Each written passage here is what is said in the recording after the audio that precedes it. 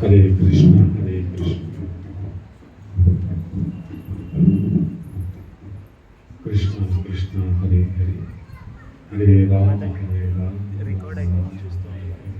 Only ఇక్కడ numbers పెడితే ఈ సింబల్ ఇక్కడ. ఓకే కొంచెం బాగా తగ్గిస్తారు కదా అవకాశం ఉంటే పర్వాలేదు. ఓకే ఓకే అలాగే ఉన్నప్పుడు నేను కూడా ఇంకా అప్లోడ్ చేయాలి మరి యూట్యూబ్లో చేస్తే.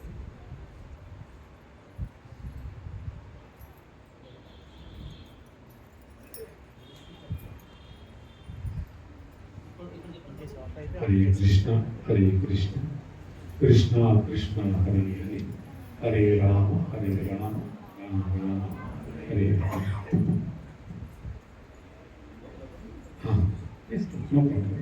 కొంచెం కాస్ట్ తగ్గిస్తేనే బెటర్గా ఉంది. ఇప్పుడు కొంచెం తగ్గిస్తేనే బెటర్గా ఉంది. కొంచెం తగ్గించకపోతే హరే కృష్ణ. ఇది ఓకేనా బ్రో? ఎస్. ఈనాటి 3వ రోజు సప్తాహానికి మీరు చేసినటువంటి భక్తులందరికీ కూడా స్వాగతం.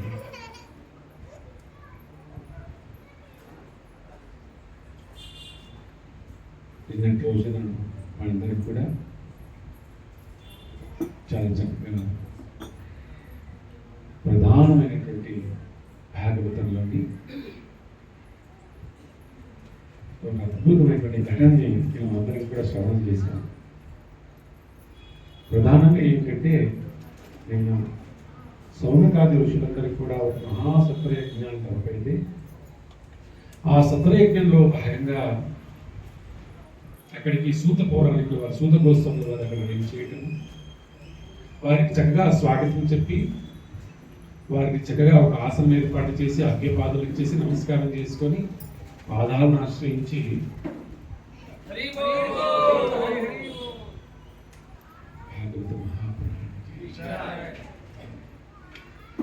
మహాద్భుతంగా వారు వారి గురుగారైనటువంటి సూత వారిని ఒక చక్కటి ప్రశ్న అడిగారు. ఆ ప్రశ్నలన్నీ కూడా 6 ప్రశ్నలుగా మనం విన్నాం. భగవంతుడి యొక్క విశేషమైనటువంటి ఈ యొక్క భాగవతంలో 6 ప్రశ్నలు. జీవుడి యొక్క ఏది తను పొందవలసినది, ఆ పొందవలసిన దానికోసం చేయవలసిన సాధన ఏమిటి, భగవంతుడైనటువంటి వాడు ఈ భూలోకానికి ప్రత్యేకించి దేవకి గర్భంలో ఎందుకు వచ్చి ఉన్నాడు, వచ్చి ఏమేమి లీలలు చేసి ఉన్నాడు, తర్వాత భగవంతుడికి అవతారములు ఎన్ని ఉన్నాయి అవన్నీ చెప్పండి. తర్వాత భగవంతుడి యొక్క భూలోకాన్ని వదిలి సుధామైనటువంటి వైకుంఠానికి వెళ్ళిన తర్వాత ధర్మము ఎవరిని ఆశ్రయించింది అనేది ప్రధానంగా చెప్తున్నారు. మొదటి ప్రశ్నకి సమాధానంగా భగవంతుడే సాక్షాత్తుగా వాసుదేవుడే పరాగతి శ్లోకం చెప్తుంది. చివరిగా మనిషి అయినటువంటి వాడు చేరవలసింది పొందవలసింది ఏమిటి? వాసుదేవుడే పొందవలసింది. రెండవది ఏమిటండి? ఏమిటి సాధన ఏమిటి? మరి సవై పుంసా పరో ధర్మో యదో భక్తి యదోక్షజే హైతుకి అప్రతిహత యాత్మ సుప్రసీదతి. ఆత్మనేటువంటిది పరిపూర్ణంగా ప్రసన్నంగా ఉండాలి. తేలిగా చేయవలసిన ఏమిటి కనుక పరమైనటువంటి ధర్మం ఉన్నది. అన్ని ధర్మములు ఉన్నాయి కానీ అన్నిటికంటే పరమైనటువంటి ధర్మం ఒకటి ఉన్నది. అది ఏమిటి? సవై పుంసా పరో ధర్మ, పరమైనటువంటి ధర్మం ఉన్నది. ఏమి ఆ ధర్మము? భక్తి చేయవలసింది. ఎవరి భక్తి? అదోక్షజుడు వెంకట కృష్ణ భగవానుడికి భక్తి చేయవలసి ఉంది. రెండవది భగవంతుడు ఎందుకు ఈ భూలోకానికి వచ్చి ఉన్నాడు? భగవంతుడు తన యొక్క భక్తులు రక్షించడం కోసం, దుష్టులు శిక్షించడం కోసం, అది ప్రత్యేకించి తన విలాసములు చేయడం కోసం కృష్ణుడే ఈ భూలోకానికి వచ్చి ఉన్నాడు. ఓహో, వచ్చి ఏమి చేసి ఉన్నాడు? ఒక అద్భుతమైనటువంటి ఏక శ్లోకి భాగవతం చదువుకున్నాం మనం. మాధవ్ దేవకీదేవి గర్భజననం, గోపీ గృహే వర్ధనం, మాయ పూతనాపహరణ జీవితాపహరణం, గోవర్ధనోద్ధారణం. అయ్యా కంసచ్ఛేద కౌరవాదిహరణం, కంసుని సంహరించడం కోసం వచ్చున్నాడు. వీళ్ళన్నీ కూడా కౌరవులందరూ సంహరింపడం కోసం ఉపయోగపడినటువంటి వాడు. ఓహో, ఎవరిని పాలించాడు? కుంతీ సుత పాలనం కృష్ణ లీలామృతమయ్యా. ఈ లీలలు చేసినటువంటి ఒక శ్లోకంలో కృష్ణ భగవాన్ యొక్క ప్రధానమైనటువంటి లీలన్నీ కూడా చక్కగా చెప్పుకున్నాం. ఇంకా అనంతమైనటువంటి లీలలు కూడా ఉన్నాయి. తర్వాత ఏమిటి ప్రశ్న? అవతారములు ఎన్ని అన్నారు. అయ్యా అవతారములు చాలా ఉన్నాయి కానీ అందులో క్రమబద్ధంగా భాగవతంలో ఏ నంబర్కి ఏ అవతారం అయితే వచ్చిందో అదే విధంగా మనందరం కూడా చెప్పుకున్నాం. 22 అవతారాలు చెప్పుకున్నాం. తర్వాత ఇంకో 2 అవతారాలు జోడించేసి 24 అవతారాలు చెప్పుకున్నాం. ఇక్కడ ఒక ఫలశ్రుతి ఇచ్చారు. ఏమిటంటే ఎవరు ఇక్కడ ఫలశ్రుతులు సాధారణంగా అంత ఎక్కువ చెప్పారు క్లియర్గా, కానీ ఇక్కడ మాత్రం ఒక ఫలశ్రుతి ఇచ్చారు. ఏమిటంటే ఈ 22 అవతారముల యొక్క లీలా విలాసములు ఉదయం సమయంలో సాయంత్రం సమయంలో ప్రతినిత్యం కూడా ఎవరు వింటారో, ఉదయము అదేవిధంగా సంధ్యా సమయంలో ఎవరు లీలంటే ఈ 22 అవతారాలు ఉన్నాయి కదా, ఈ అవతారం యొక్క లీలా విశేషం అనేటువంటి కూడా ఉదయం సమయంలో అదేవిధంగా సాయంత్రం సమయంలో ఎవరైతే వింటారో వారికి ఒక 1000 జన్మల పాటు తను అంటే 1000 జన్మల తను చేసినటువంటి దోషములన్నీ కూడా తొలగిపోతాయని చెప్పి చెప్పారనమాట. ఫలశ్రుతి చెప్పడం జరిగింది అనమాట. దోషములన్నీ కూడా తొలగిపోతాయని చెప్పి చెప్పారనమాట. ఇక తర్వాత చివరి ప్రశ్న ఏమిటి అంటే కనుక యా ధర్మం ఎవరిని ఆశ్రయించింది భగవాన్ వెళ్ళిన తర్వాత అంటే ఈ ధర్మం ఏదైతే ఉందో అది కృష్ణ భగవాన్ అనేటువంటి వాడు వృద్ధులోకానికి నుంచి వెళుతూ వైకుంఠానికి వెళ్ళే క్రమం లోపల నేను వెళుతున్నాను కానీ నేనే మళ్ళీ తిరిగి భాగవత రూపంలో వెలిసి ఉంటాను అని చెప్పి చెప్పుకున్నాం. అందుకే ఆ భగవతం ఇక్కడ వెలిసిందని చెప్పి చెప్పుకున్నాం. నేను ఆ భాగవతంలోని దశలక్షణముల గురించి చెప్పుకున్నాం. అదేవిధంగా భగవంతుడి యొక్క పాదాలు ఏ స్కందం 12 స్కందములతో భగవంతుడి యొక్క రూపం ఎలా దాల్చి ఉన్నటువంటి విషయం కూడా చెప్పుకున్నాం. నేను అంత విశేషమైనటువంటిది భాగవతం చెప్పుకున్నాం. ఇక తర్వాత ఏం చెప్పుకున్నాం అయ్యా భాగవతం సరే మళ్ళీ ప్రశ్న అడిగారు. ఎందుకంటే ప్రశ్నతోనే కదా ఆ ప్రశ్నకు సమాధానం వచ్చాయి, కానీ అయ్యా ఈ ఇల్లు చేశాక ఒక శ్లోకం చెప్తే సరిపోతుందా? భక్తులకు సరిపోదు, విస్తారంగా కావాలి, లేకపోతే సరిపోతుందా? అయ్యో ఏమిటంటే ఏమంటే ఏదో గోవర్ధనోద్ధారణం అన్నాడంటే ఏమంటే కృష్ణుడు ఎక్కడ సరిపోతుందా? తెలుసుకోవాలి కదా అన్ని కూడా. కాబట్టి ఇప్పుడు ప్రశ్న అడుగుతున్నారు. అయ్యో భాగవతం చిట్ట చివరి వారికి వచ్చే సమాధానం ఏమిటంటే అనగా భాగవతము ధర్మము భాగవతాన్ని ఆశ్రయించింది అంటే జీవుడు అనేటువంటి వాడు ఇప్పుడు భాగవతాన్ని వినాలి, అంతే కదండి. ధర్మం అనేటువంటిది ఎవరిని ఆశ్రయించింది కలియుగం లోపల? భాగవతాన్ని. ఎందుకంటే ధర్మం ఏంటి? భాగవతాన్ని వినడం అనేటువంటి. భాగవతాన్ని వినాలంటే కనుక అయ్యా భాగవతం చెప్పిన వారు ఎవరు? ఓవోల్స్ ఎవరండి? సుఖయోగేంద్రుల వారు. వారేమిటి? వారి యొక్క జ్ఞాన వైరాగ్యం ఏంటో మనం తెలుసుకున్నాం నిన్న. అలాంటి వాడు 7 రోజులు గోకాలమందు ఒక ప్రదేశంలో ఉంటూ నడియాడుతూ నిత్యం కూడా భగవంతుని యొక్క నామరూప గుణ లీలాదులన్నీ కూడా ఆంతరమునే ధ్యానిస్తూ ఆత్మారాముడిగా పర్యటిస్తున్నటువంటి వాడు. సమస్తములోనూ భగవంతుని చూడటం, భగవంతుడు సమస్తము చూడటం అనేటువంటి విశేషమైనటువంటి భగవంతుని యొక్క దివ్యమైనటువంటి ఆనందానుభూతిని దర్శిస్తున్నటువంటి ఆయన 7 రోజులు ఎలా కూర్చున్నాడు ఒకటి. రెండవది పరీక్షిత్ మహారాజు మహానుభావుడైనటువంటి వాడు. అతను ఏ విధంగా రాజ పరిపాలన చేస్తూ అంత శ్రద్ధాపూర్వకంగా అంత వైభవంగా రాజ్య పరిపాలన చేసినటువంటి ఆ పరీక్షిత్ మహారాజు అనేటువంటి వారు ఏ విధంగా 7 రోజులు ఎందుకు కూర్చున్నాడు? ప్రత్యేకించి వారు అడుగుతారు ఏమిటంటే ఏమిటి రాజు అంటే ఏమి సాధారణమైన రాజు కాదు కదా. ఎవరైనా ఏదైనా కోల్పోతే తిరిగి ఇచ్చేటువంటి శక్తి సామర్థ్యం లేనటువంటి మహారాజు, ఏదైనా ఎవరికి ఏదైనా కావాలంటే అది తాను ఇచ్చేటువంటి ఆ మహారాజు తను మాత్రం త్యాగం చేస్తారు అన్ని. ఏమిటి మీకు ఏదైనా కావాలంటే రాజు అతను ఇస్తాడు, కానీ ఆయనే త్యాగం చేశాడు అన్ని కూడా. దానికి కారణం ఏమిటి? ఎవరైనా వచ్చి ఏదైనా అడిగితే అనే ఇస్తాడే, తనే ఇచ్చేటువంటి వాడు అంటే అంత సంపద కలిగినటువంటి వాడు, అంత రాజ వైభోగాలు కలిగినటువంటి వాడు ఆయన అన్ని త్యజించేశాడా? కారణం ఏమిటి? అదే కాదు, బాగా పట్టుకోండి. ఎవరైనా కనుక ఒక శత్రువుడు వస్తే శత్రువుడు ముందు ఒక్కసారిగా శత్రువు వచ్చేసి పరీక్షిత్ మహారాజు ఎదురు నిలబడితే ఆ యొక్క అతివీర భయంకరమైన ఆ పరాక్రమం ఒక్కసారి ఆపాదమస్తకాన్ని పరీక్షిత్ మహారాజును చూస్తే మహాద్భుతంగా చెప్తారు అన్నమాట భాగవతంలో. శత్రువులు సైతం కూడా వారి యొక్క అస్త్రాలను కూడా సిద్ధపడి వేసి వచ్చేసి శరణాగతి చేస్తాడు పరీక్షిత్ మహారాజు. అంటే అంత పరాక్రమం కలిగినటువంటి వాడు.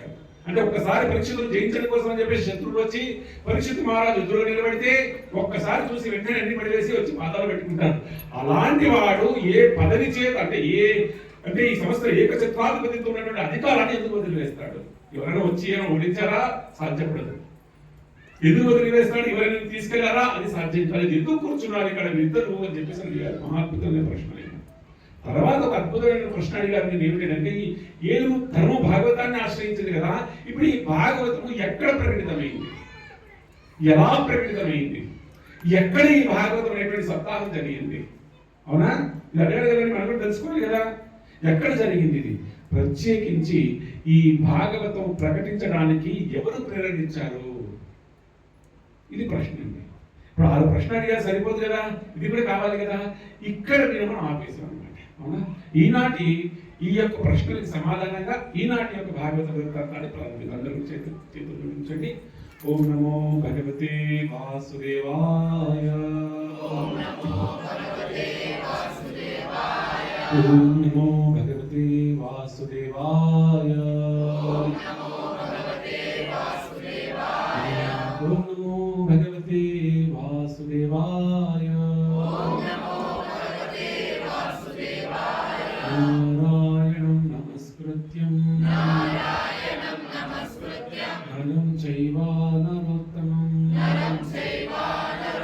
దేవీం సరస్వతిం వ్యాసం తతో జయాముదీరయే. నష్టప్రాయేషు అభద్రేషు నిత్యం భాగవత సేవయా. భగవతే ఉత్తమ శ్లోకే భక్తి భవతి నైష్టికీ. కృష్ణాయ వాసుదేవాయ దేవకీ నందనాయ చ నందగోపాకుమారాయ గోవిందాయ నమో నమః. గోవిందాయ నమో నమః. గోవిందాయ నమో నమః. ఓం జ్ఞానతిమిరన్ధస్య జ్ఞానాంజనశలాకయా చక్షురున్మిలితం యేన తస్మై శ్రీగురవే నమః. నమో విష్ణుపాదాయ కృష్ణపృష్ఠాయ భూతలే శ్రీమతే భక్తివేదాంత స్వామిని నామినే. నమస్తే సరస్వతే దేవే గౌరవాణి ప్రచారిణే నిర్విశేష శూన్యవాది పాశ్చాత్య దేశకారిణే. జయ శ్రీ కృష్ణ చైతన్య ప్రభు నిత్యానంద శ్రీ అద్వైత గదాధర శ్రీవాసాది గౌర భక్తవృంద. హరే కృష్ణ కృష్ణ కృష్ణ హరే హరే హరే రామ రామ రామ హరే హరే. శివ ప్రభుపాదికి భాగవత సప్తాహకి భక్తులారా, భాగవతంలో శ్రవణం చేసేటువంటి వారికి కొన్ని నియమాలు చెబుతుంటూ ఒక విషయం నేను చెప్పడం మర్చిపోయాను. ఏమిటంటే ఎవరి భాగవతంలో కూర్చున్నటువంటి శ్రోతలు ఎవరైతే ఉన్నారో శ్రవణం చేసేటువంటి వాళ్ళు ఏ విధంగా కూర్చోవాలంటే పద్మాసనం వేసుకొని కూర్చోవాలా, వజ్రాసనం వేసుకొని కూర్చోవాలా, ఎలా కూర్చోవాలని అడిగారు. అడిగితే దీనికి సమాధానంగా అయ్యా మీరు పద్మానాంసం వేసుకోండి, అది మీకు సౌకర్యంగా ఉంటుంది. లేదు వజ్రాసనం వేసుకుని కూర్చుంటారా, సౌకర్యంగా ఉంటే కూర్చోండి. లేదు మామూలుగా మీకు ఏది ఈ కథ వినడానికి ఏది అనువుగా ఎలా ఉంటుందో అలా కూర్చోండి, అలానే కూర్చోండి. ఏమండి ఎక్కడ కూర్చోండి? మీరు ఈ కథ వినడం అనేటువంటి గమ్యం పెట్టుకొని ఈ కథ వినడానికి ఏ విధంగా నేను కూర్చుంటే నాకు అది సౌకర్యమో అలా కూర్చోండి. ఓహో మరి ఉపవాసం చేస్తూ కూర్చోవాలండి అంటే వచ్చింది. వాళ్ళు అన్నారు, అయ్యా నీ కథ వినడానికి ఉపవాసం చేయటం వల్ల నాకు ఏకాగ్రత ఎక్కువ ఉంటుందా? ఉపవాసం చెయ్యి, పర్వాలేదు. లేదు నాకు ఆహారం ఎటువంటి తీసుకోకపోతే నేను శ్రవణం చేయడానికి నాకు అసౌకర్యంగా ఉంటుంది, నేను వెళ్ళేదండి చక్కగా భోజనం చెయ్యి, ఒకసారి భోజనం చెయ్యి. లేదండి 3 సార్లు చేయాలా, చెయ్యి, పర్వాలేదు. నువ్వు ఎలా కూర్చుంటావు, ఆసనం మీద కూర్చో, కుర్చీలో కూర్చో, కింద కూర్చో, ఎలాగైనా కూర్చో, కానీ ఏమిటి కావాల్సిన ఆహారం నీవు ఈ భాగవతము వినటానికి ఏది అనువుగా ఉందో అలా కూర్చో. ఈ భాగవతం వినడానికి నీకు ఏ విధంగా శరీరం ఉంది, ఎంత శక్తి కావాలో అంత శక్తి పెట్టు. ఎక్కువ తింటే అయ్యో వద్దని నాకు నిద్ర వస్తుంది అక్కడ పోవటానికి రాధా గోవింద మహారాజు వారు ఎక్కడ భాగవతం సప్తాహం చేసినా సరే భక్తులందరికీ ఆయన అందరికీ చెప్పేటటువంటి కాదు. అయితే ఆయన పూర్వకాలంలో ఇప్పుడు భాగవత సప్తాహం చెప్పేటువంటి పరిస్థితులు లేని వారు నిత్యం కూడా వెలుగుతున్న యొక్క ధ్యానంలో ఉన్నారు. బాహ్యమైనటువంటి జ్ఞాపకాలన్నీ కూడా కోల్పోయారు వారు. అయితే వారు ఏం చెప్పేవారని తెలుసా, ఎక్కడైతే భాగవత సప్తాహం 7 రోజుల పాటు నాతో వస్తారో మీరు ముందు ఒక 10 రోజులు బాగా నిద్రపోయారండి అని చెప్పేవారట. ఎందుకంటే అడిగి వచ్చి నిద్రపోయేటువంటిది కాదండి, ఇది భాగవతం కదా. వారేమిటి ఒక శ్లోకాన్ని పట్టుకొని ఈ రోజు నేను వ్యాసుల వారి యొక్క కథ చెప్తున్నాను. వారు వ్యాసుల వారి కథ 7 రోజులు చెప్పగలరు, 7 రోజులు చెప్పగలరు. అంతటి భాగవతం అసలు మహాద్భుతంగా చెప్పగలరు అన్నమాట. అలాంటి వారు ఏంటంటే అంటే ఎందుకు ఇది చెప్తారనగా భాగవతం వినడం ప్రధానం. కాబట్టి అయ్యో నేను నాకు ఏది సౌకర్యంగా ఉంటే అది చెయ్యి, ఎలా కూర్చోవాలో అలా కూర్చో, ఏం చేయడం కోసం భాగవతం వినడం కోసం, ఇది ప్రధానంగా చెప్పారు. ఇక మనం పదప్రవేశం చేద్దాం. నేను ఆగిన దగ్గర అయ్యా ప్రశ్న అడిగారు, అందులో మొట్టమొదటి సమానం తీసుకున్నాం మనం. ఏమిటంటే ఈ భాగవతము ఎలా ప్రకటితమైంది, ఏమిటంటే ఎలా ప్రకటితమైంది ఈ భాగవతం అనేటువంటి విషయం తెలుసుకున్నాం. ఎందుకంటే 2 భాగవత సప్తాలు అయిపోయాయి, పర్వాలేదు, కానీ అసలు ఇది మూలంగా అసలు ఎలా ప్రకటితమైంది ఇది, అసలు రెండవది ఎవరు ప్రేరేపించారు, ఈ భాగవత ప్రకటన కావడానికి ఎవరు దీనికి ఇన్స్పైర్ చేశారు, ఈ ప్రశ్నకు సమాధానం తీసుకున్న తర్వాత మిగతా ప్రశ్న తీసుకున్నాం. ఎక్కడ ప్రకటితమైంది, ఎలా ప్రకటితమైంది, శుక్ల వారు ఎందుకు కూర్చున్నారు, పరీక్షకులు వారు ఎందుకు త్యాగం చేశారని కూడా ఈ సమాధానంగా చెప్తున్నారు. ప్రధానంగా బాగా పట్టిన ప్రయత్నం చేయడం భక్తులారా, ఈ భాగవతం ప్రకటితమైనటువంటి ఈ యొక్క లీలకి విన్నటువంటి వారి హృదయం లోపల ఈ భాగవతమే ప్రకటితం అవుతుందంటారు అన్నమాట. ఈ కథ వినడం ద్వారా రుచి కావాలి అంటున్నాం కదా అంటే కనుక ఈ కథ వినడం ద్వారా, ప్రత్యేకించి ఈనాటి ఈ కథ వినడం ద్వారా, ఈనాడు ఈ కథలో భాగంగా 2 శ్లోకాలు చెప్పుకుంటాం మనం. ఈ 2 శ్లోకాలు భాగవతం పైన మనకు అపారమైన రుచిని కలిగించేటువంటి శ్లోకాలు అన్నమాట. 2 శ్లోకాలు, ఆ 2 శ్లోకాల కోసం నిరీక్షిస్తాం మనం అందరం కూడా. ఈ భాగవతం ఎలా ప్రకటితమైందో చెబుతున్నాడు. 1వ స్కందము 5-6 అధ్యాయాలు చాలా విశేషమైనటువంటివి. అసలు అది చదివిన తర్వాత అనిపించిన పై 4 శ్లోకాలు ఈరోజు చెప్పుకుంటే సరిపోతుంది కదా, గంట లోపల 4 శ్లోకాలు సరిపోతుంది ఈరోజు చెప్పుకోవడానికి. కానీ ముందుకెళ్ళాలి కదా, ఏదో 2 రోజుల ప్రయాణం చేసి మిగతా కథలన్నీ చెప్తున్నాం అనుకున్నాం, కానీ అలా చక్కగా సాగుతుంది కదా అని దానికి అనుగుణంగా వెళ్తున్నాం మనం. 1వ స్కందము 5-6 అధ్యాయాలు ఈరోజు చెప్పుకుంటున్నాం. వేదవ్యాసుల వారి గురించి చెప్పుకుంటున్నాం. ఎవరండినా, ఎవరి కుమారుడినా, పరాశరుడు కుమారుడు. అవునా, పరాశరుడు అయినటువంటి వాడు సత్యవతికి కలిగినటువంటి ఒక కుమారుడు. ఈయన పేరు కృష్ణద్వైపాయనుడు. ఏం పేరు ఈయన పేరు? కృష్ణద్వైపాయనుడు ఈయన పేరు. మరి వ్యాసుడు అనేటువంటి పేరు ఎందుకు వచ్చింది అంటే కనుక ఆయన కలియుగం ప్రారంభమైపోయింది. ఇక ఆయన అనుకున్నాడు ఏమిటంటే అయ్యో ఈ కలియుగంలో ఎవరైనా ఇదే బాధ కదా, కలిదోషం ఎలా తొలగాలి, కలిదోషం ఎలా తొలగాలి. వారు కూడా ఆలోచించారు, అయ్యో ఈ కలియుగంలో ఎలా, మరి వీరు దేన్ని పట్టుకోవాలి, శాస్త్రంనే పట్టుకోవాలి కదా. మరి శాస్త్రం మూలం ఏమిటి? వేదం. వేదం ఎలా ఉందంటే కలియుగ ప్రారంభంలో ఒక్కటిగా ఉందంట. 4 వేదాలు కలిగి ఒకటి కూడా ఎలా ఉన్నాయి, ఆ ఒక్కటి కూడా ఎలా ఉందంటే కాసడ బీసడగా ఉందంట. చక్కగా పోతన మార్చులు ఈ పదాన్ని ఉపయోగిస్తారు. కాసడ బీసడగా అంటే వెనుక ముందుకి వెనుక అలా ఉందంట. ఇలా ఉంటే ఇలా కాదు, దీన్ని ఏం చేద్దాం, భాగాలుగా చేద్దాం. తద్వారా ఈ వేదాన్ని ఎవరైతే ఆశ్రయిస్తారో వారికి సరళమైపోతుంది. అర్థం చేసుకోవడం కోసం, పఠనం చేయడం కోసం, అధ్యయనం చేయడం కోసం, పారాయణ చేయడం కోసం అని వేదాన్ని ఏం చేశారంటే 4 భాగాలు చేశారంట. వేదాన్ని ఏంటంటే మనందరికీ తెలుసు, ఋగ్వేదము, యజుర్వేదము, సామవేదము, అథర్వణ వేదం, 4 వేదాలు చేశారు. చేసి ఋషులు ఊరుకోరు, ఏం చేస్తారు, ఈ యొక్క 4 వేదాలను 4 భాగాలు చేసిన తర్వాత ఇది ముందు తరాలకు అందాలి కదా. ఆయన అప్పుడు గ్రంథస్థం చేశారు. కానీ ఇది ప్రచారం చేసేవారు ఎవరు? మరి తర్వాత కాలం నుండి ఈ వేదాలని ధారణ చేయాలని ఒక తరానికి వెళ్ళాలి కదా, ఇది 10 మందికి చేరాలి కదా అని చెప్పి వారి ప్రధాన శిష్యులు పిలిచాడంట. పైలుడు, జైమిని ఋషి, వైశంపాయనుడు, సుమంతుడు, 4 పిలిచి ఋగ్వేదము లేమయ రా అని చెప్పేసి పైలుడికి ఇచ్చాడట. సామవేదము ఎవరికి ఇచ్చాడు? జైమిని ఋషికి ఇచ్చాడు. ఋగ్వేదము, సామవేదం, యజుర్వేదాన్ని ఎవరికి ఇచ్చాడండి? వైశంపాయనుడికి ఇచ్చాడు. 4వ వేదం అథర్వణ వేదం ఎవరికి ఇచ్చాడండి?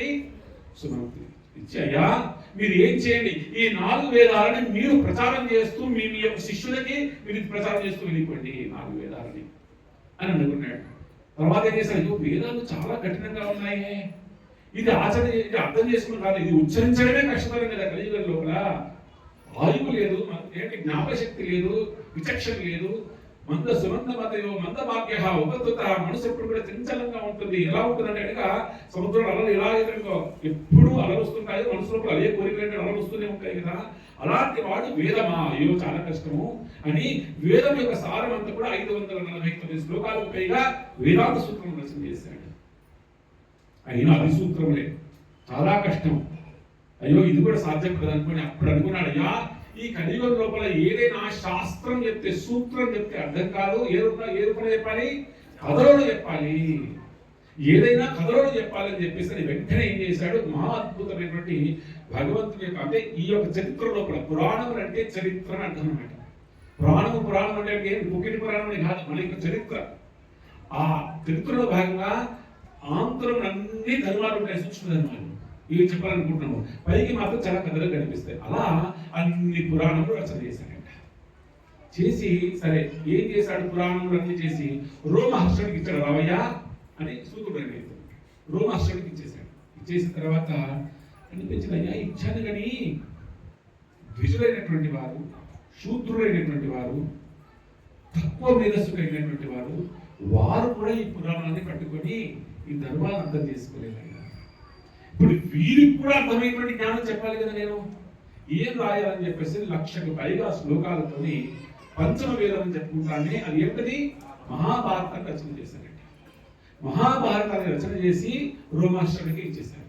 అయ్యా ఇది నువ్వు ప్రచారం చేయగలిగినా. ఇంకేముందండి, ఇంకా అవతార ప్రయోజనం అయిపోయింది, కలి ప్రారంభమైంది. ఇక నేను తిరిగి వెళ్ళవలసి ఉంది. ఎక్కడికి, వారి 17వ అవతారం కదా, తిరిగి వెళ్ళవలసి ఉంది. వెళ్ళవలసినటువంటి క్రమంలో ఆయన అనుకున్నాడు, ఒకనాడు సరస్వతి నది తీరంలోకి వెళ్ళాడు. సరస్వతి నది తీరంలోకి ఒకనాడు వెళ్ళి చక్కగా స్నానం నది ఆచరించేసి ఒక్కసారి ధ్యానముద్రగా కూర్చున్నాడంట. ధ్యానముద్రలు ఎందుకు కూర్చున్నాడు, తింతను వెళ్ళవలసింది కదా, ఇంకా అన్ని కార్యక్రమాలు అయిపోయాయి. పురాణములు ఇచ్చేశాడు, మహాభారతం పంచమ వేదం అనేటువంటి మహాభారతం ఇచ్చేశాడు. ఇంకేముందండి వారికి, వెళ్ళాలి అనుకున్నప్పుడు అతని లోపల చిత్త వ్యాకులత అంటారు పోతన మహర్షి. అంటే కాస్త కలతగా ఉందంటే లోపల ఏమిటి, ఏదో అసంతృప్తి, ఏదో ఇవ్వలేదు నేను ఇంకా ఈ యొక్క కలియుగంలో ఉన్నటువంటి వారికి. అది ఏమి ఇవ్వలేదో ఏమిటి స్ఫురిస్తలేదు, ఏది మిస్ అయ్యానో తెలుస్తలేదు, స్ఫురిస్తలేదు. కానీ ఏదో ఒకటి ఇవ్వలేకపోయాను ఈ కలియుగంలో. నా అవతార ప్రయోజనము దేనికోసమో అది సంపూర్ణమైనట్టుగా నాకు భావన కలగట్లేదు. నేను ఇంకా ఏదో అందించవలసింది. ఏమి అన్ని ఇచ్చేసాను, వేదాలు భాగం చేశాను, పురాణాలు ఇచ్చేసాను, పురాణం అనేటువంటి అన్ని ఇచ్చేసాను. ఇంకెవరికి ఇచ్చాను నేను, ఏదో మామూలు వారికి ఇవ్వలేదు. ఏమిటంటే స్థాయి కలిగినటువంటి వారికి, అర్హత కలిగినటువంటి శిష్యులందరికీ ఇచ్చాను. తద్వారా అందరూ కూడా చక్కగా వేదాలన్నీ కూడా పఠించబడుతున్నాయి, చక్కగా ఏమిటి వ్యాప్తమైపోతున్నాయి. కానీ ఇంకా ఏదో నేను ఇవ్వలేదు అని ఎప్పుడైతే కనుక దుఃఖము లేదా చిత్తము అనేటువంటి చిన్న అసంతృప్తి అనేది హృదయ లోపలంలో వెంటనే జీవుడైనటువంటి వాడు చేయవలసిన గురువుని తలుచుకోవాలి. అవునంటే ఎవరు తలుచుకోవాలండి, గురువుని తలుచుకోవాలి. చూడండి ఎన్ని ఉపదేశాలు కనిపిస్తున్నాయి మనకి.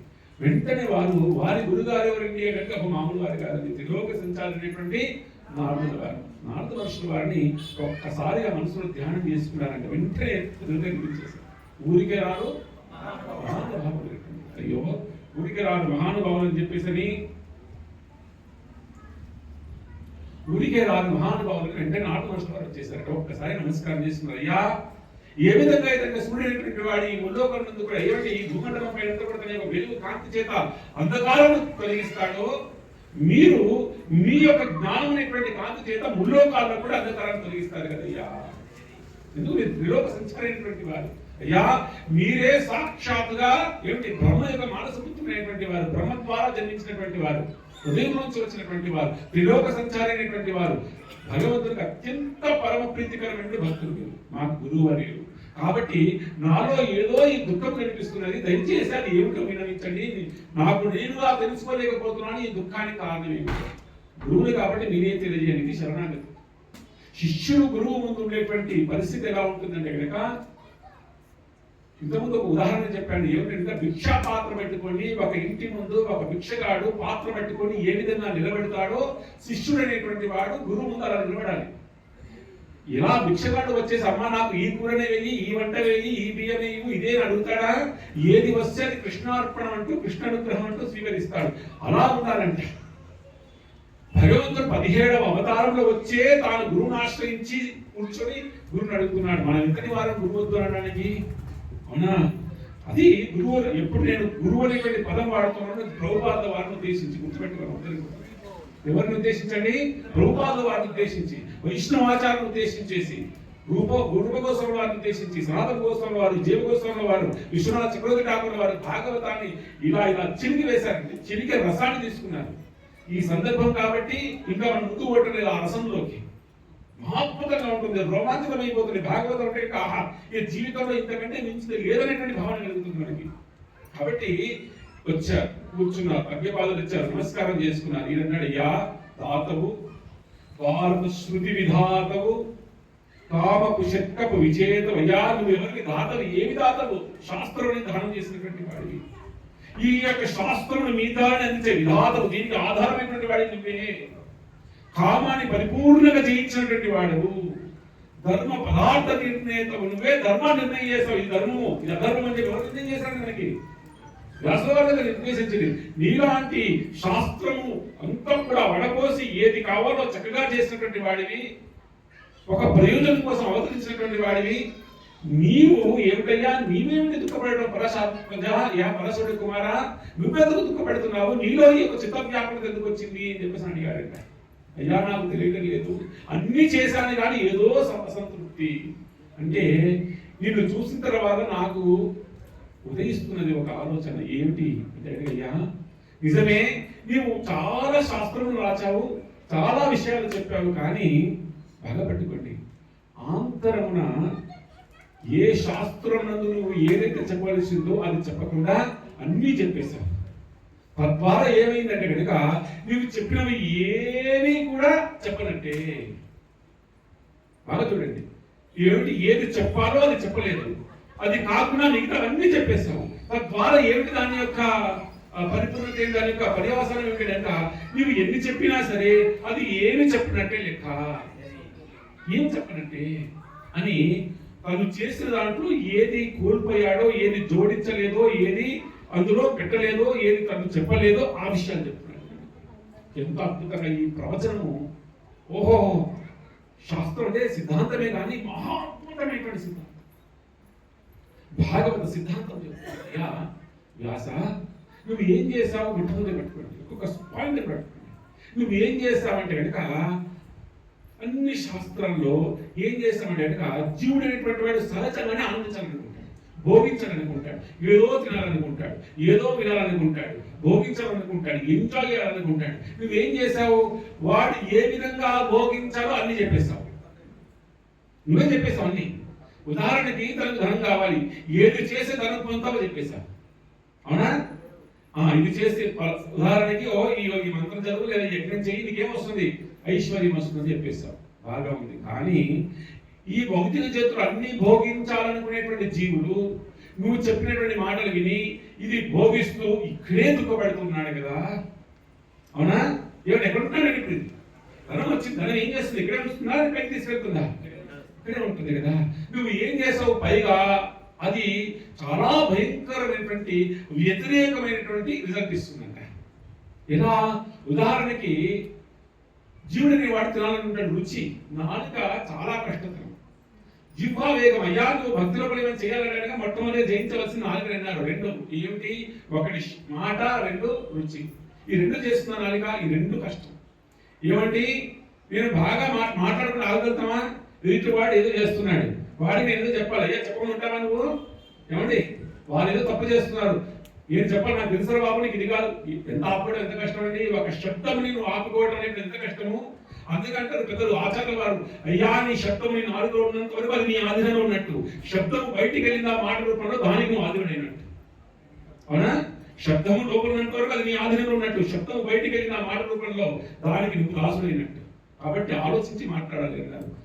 ఇంకా చెప్పారంటే ఇంకా ఒక ఆచార్య వారు చెప్పారు, అయ్యా మనం వినడం ఎక్కడైతే నేర్చుకోవాలి కానీ మాట్లాడడం తగ్గించుకోవాలి అన్నారు. నిజానికి ఎక్కువ వినాలి, తక్కువ మాట్లాడాలి. కానీ అది చేయడం కోసం ఏం చేశాడు భగవంతుడు?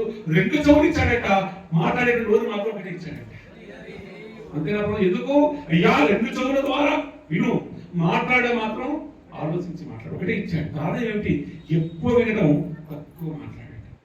అలా చెప్పాలి. మీరేం చేశారు? నాలుక రుచి కావాలి. ఈ రుచి కోసం ఏం చేశాను? అయ్యో పాపం వాడు ఆనందించాలి కదా అని ఏమన్నావు నువ్వు? పర్వాలేదే, తిను, మాంసాహారం తిను. ఏ రోజున? అమావాస్య రోజున తిను. ఏం చెయ్యి? అమ్మవారిని పిలిచి చక్కగా అమ్మవారిని తీసుకెళ్లేసి ఏమిటి జంతువులు ఇచ్చేసి చక్కగా ఏం చెయ్యి? నైవేద్యం పెట్టు, తిను. ఇది ధర్మం అయిపోతున్నాను. అవునా? ధర్మం అయిపోతున్నా అన్నా. సరే, ఈయనేం చేశాడు? చక్కగా ఏం చేశాడు? అమావాస్య రోజున ఒక పశువుని తీసుకెళ్లాడు, చక్కగా సంహారం చేశాడు, అమ్మవారి తర్పణ చేశాడు, తిన్నాడు. అమావాస్య అయిపోయింది. మరునాడు పౌర్ణమి వచ్చింది. అమావాస్య రోజు తిన్నవాడు పౌర్ణమి రోజు అమ్మవారు తినదా? ఏమనిపిస్తుంది రోజు? ఒకసారి రుచి కలిగినటువంటి వాడు ఓహో అమావాస్య రోజున ఏంటి అమ్మవారికి సమర్పించమన్నావు పర్వాలేదు, అమ్మవారే తీసుకుంటున్నప్పుడు తినే కోరిక నాకు ఉన్నప్పుడు అలవాటు ఉన్నప్పుడు పౌర్ణమి రోజు ఏమవుతుంది? పౌర్ణమి రోజు మొదలైంది. పౌర్ణమి రోజు మొదలైంది, అమావాస్య మొదలైంది, మధ్యలో 15 రోజులే కదా. ఈ 15 రోజులు తింటే ఏమవుతుంది? ప్రాక్టీస్ అయిపోయింది. కానీ చేసే కార్యముకు ఏమి ఆధారం అవుతుంది? ధర్మం. నువ్వు చెప్పినటువంటి ధర్మం. ఎవరైనా అడుగుతారంటే ఎందుకు చేసావు? ఇది ఏ ధర్మం ఏంటి? శాస్త్రం లేదా? రాసు వారు చెప్పలేదా ఏమిటి అమావాస్య రోజున అమ్మవారికి సమర్పించమని? ఇంత పూర్వకాలం ముందు మేము ఊళ్ళో ఉన్నప్పుడు ఆదివారం రోజు మాత్రమే స్వీకరించేటువంటి వారు. ఇప్పుడు ఏమైపోయింది? ఆదివారం ఏమైనా ఉందా? ఏమి లేదు. కారణం ఏమిటి? ధర్మం. దానికి ఏమిటి మనం ఏమైనా అడుగుతుంది? ధర్మం. అమ్మవారిగా శాంతి చేయాలి కాబట్టి ఎల్లమ్మ మైసమ్మ బాలం అందరికీ జగతి చేయాలి. ఏమవుతుంది నువ్వు చేసి చూడండి. ఎలా ఏమిటి కనువింపు చేస్తున్నాడో వేదవ్యాసం తద్వారా అందరికీ కూడా. అవునండి, కదుపులో విందాం ముందు కానీ ఎంత సిద్ధాంతం అనేది. నీవు చేసేటువంటి ధర్మం వల్ల వారు ఏ తప్పు చేస్తారు, కానీ ఆ తప్పుకు ఏది ఆధారం చేసుకుంటారు? శాస్త్రం అని నువ్వు చెప్పినటువంటి శాస్త్రమే ఒకటి. రెండో పాయింట్ ఏంటంటే ఏమయ్యా నువ్వు అనేకమైనటువంటి ఏం చేసావు? వాళ్ళు భావించడానికి కోసం, ఆనందించడం కోసం, ఇంకా ఈ భవిష్యత్తులో ఇంకా భోగాలు అనుభవించడం కోసం ఒకరికి ఒకరి సంతానం కావాలి, ఒకరికి పదవి కావాలి, ఒకరికి ఏమిటి ధనం కావాలి, ఇంకోటి కావాలి, ఇంకోటి కావాలి. ఇవన్నీ ఎలా పొందాలో అన్నీ చేశారు. వాళ్ళన్నీ ఆచరిస్తున్నారు, చక్కగా ఆనందిస్తున్నారు. కానీ ఒక విషయం మర్చిపోయే వ్యాస, యథార్థముగా ఇవి దీనివల్ల వస్తున్నాయా? నీవు ఏదైతే ఉపాయాలు చెప్పావో, ఈ వ్రతాలు నోములు చెప్పావో దాని ద్వారా అవి పొందుతాడా? అతని యొక్క ప్రారంభం ద్వారా అతను పొందుతాడా? ప్రారంభం అంటే చేసిన కర్మ యొక్క ఫలితం. నీవు ఏదైతే ఈ శాస్త్రంలో ప్రతిపాదించావో, ఈ యజ్ఞం చేయి, ఆ హోమం చేయి, ఇది చేయి అని చెప్పావో, తద్వారా జీవుడు ఏదైతే పొందుతున్నాడో అది తాను ఇది చేయకపోయినా పొందుతాడు కదా. పొందుతాడు కదండి సిద్ధాంతం. ఏమండి, ఇది చేయకపోయినా సరే పొందుతాడు కదా. ఇది అతనిలో చేయడంలో ఉపయోగం ఏమున్నది?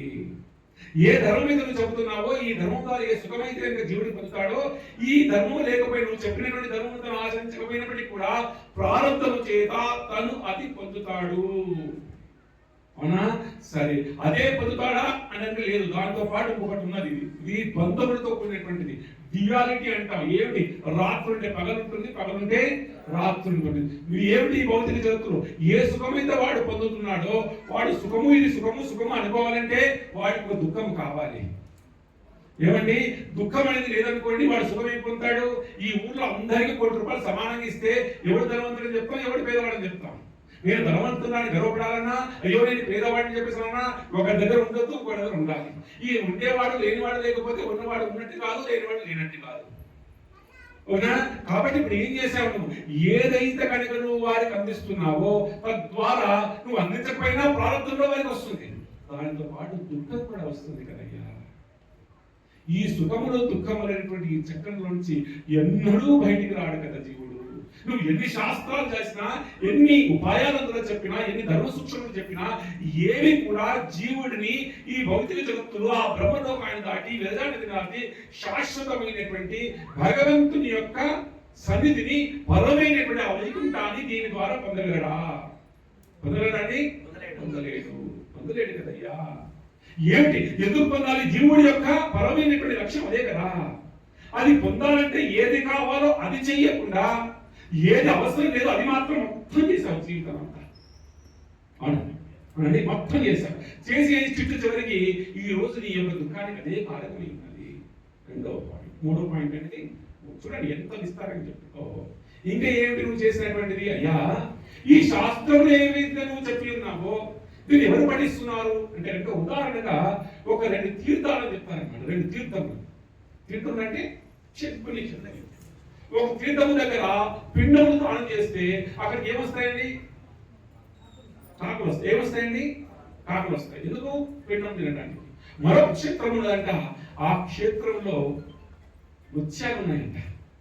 ఆ ముత్యాలు తినడానికి ఎవరు వస్తారండి? ముత్యాలు ఎవరు తింటారండి? హంసలు. ఎవరు తింటారు? హంసలు వస్తాయి.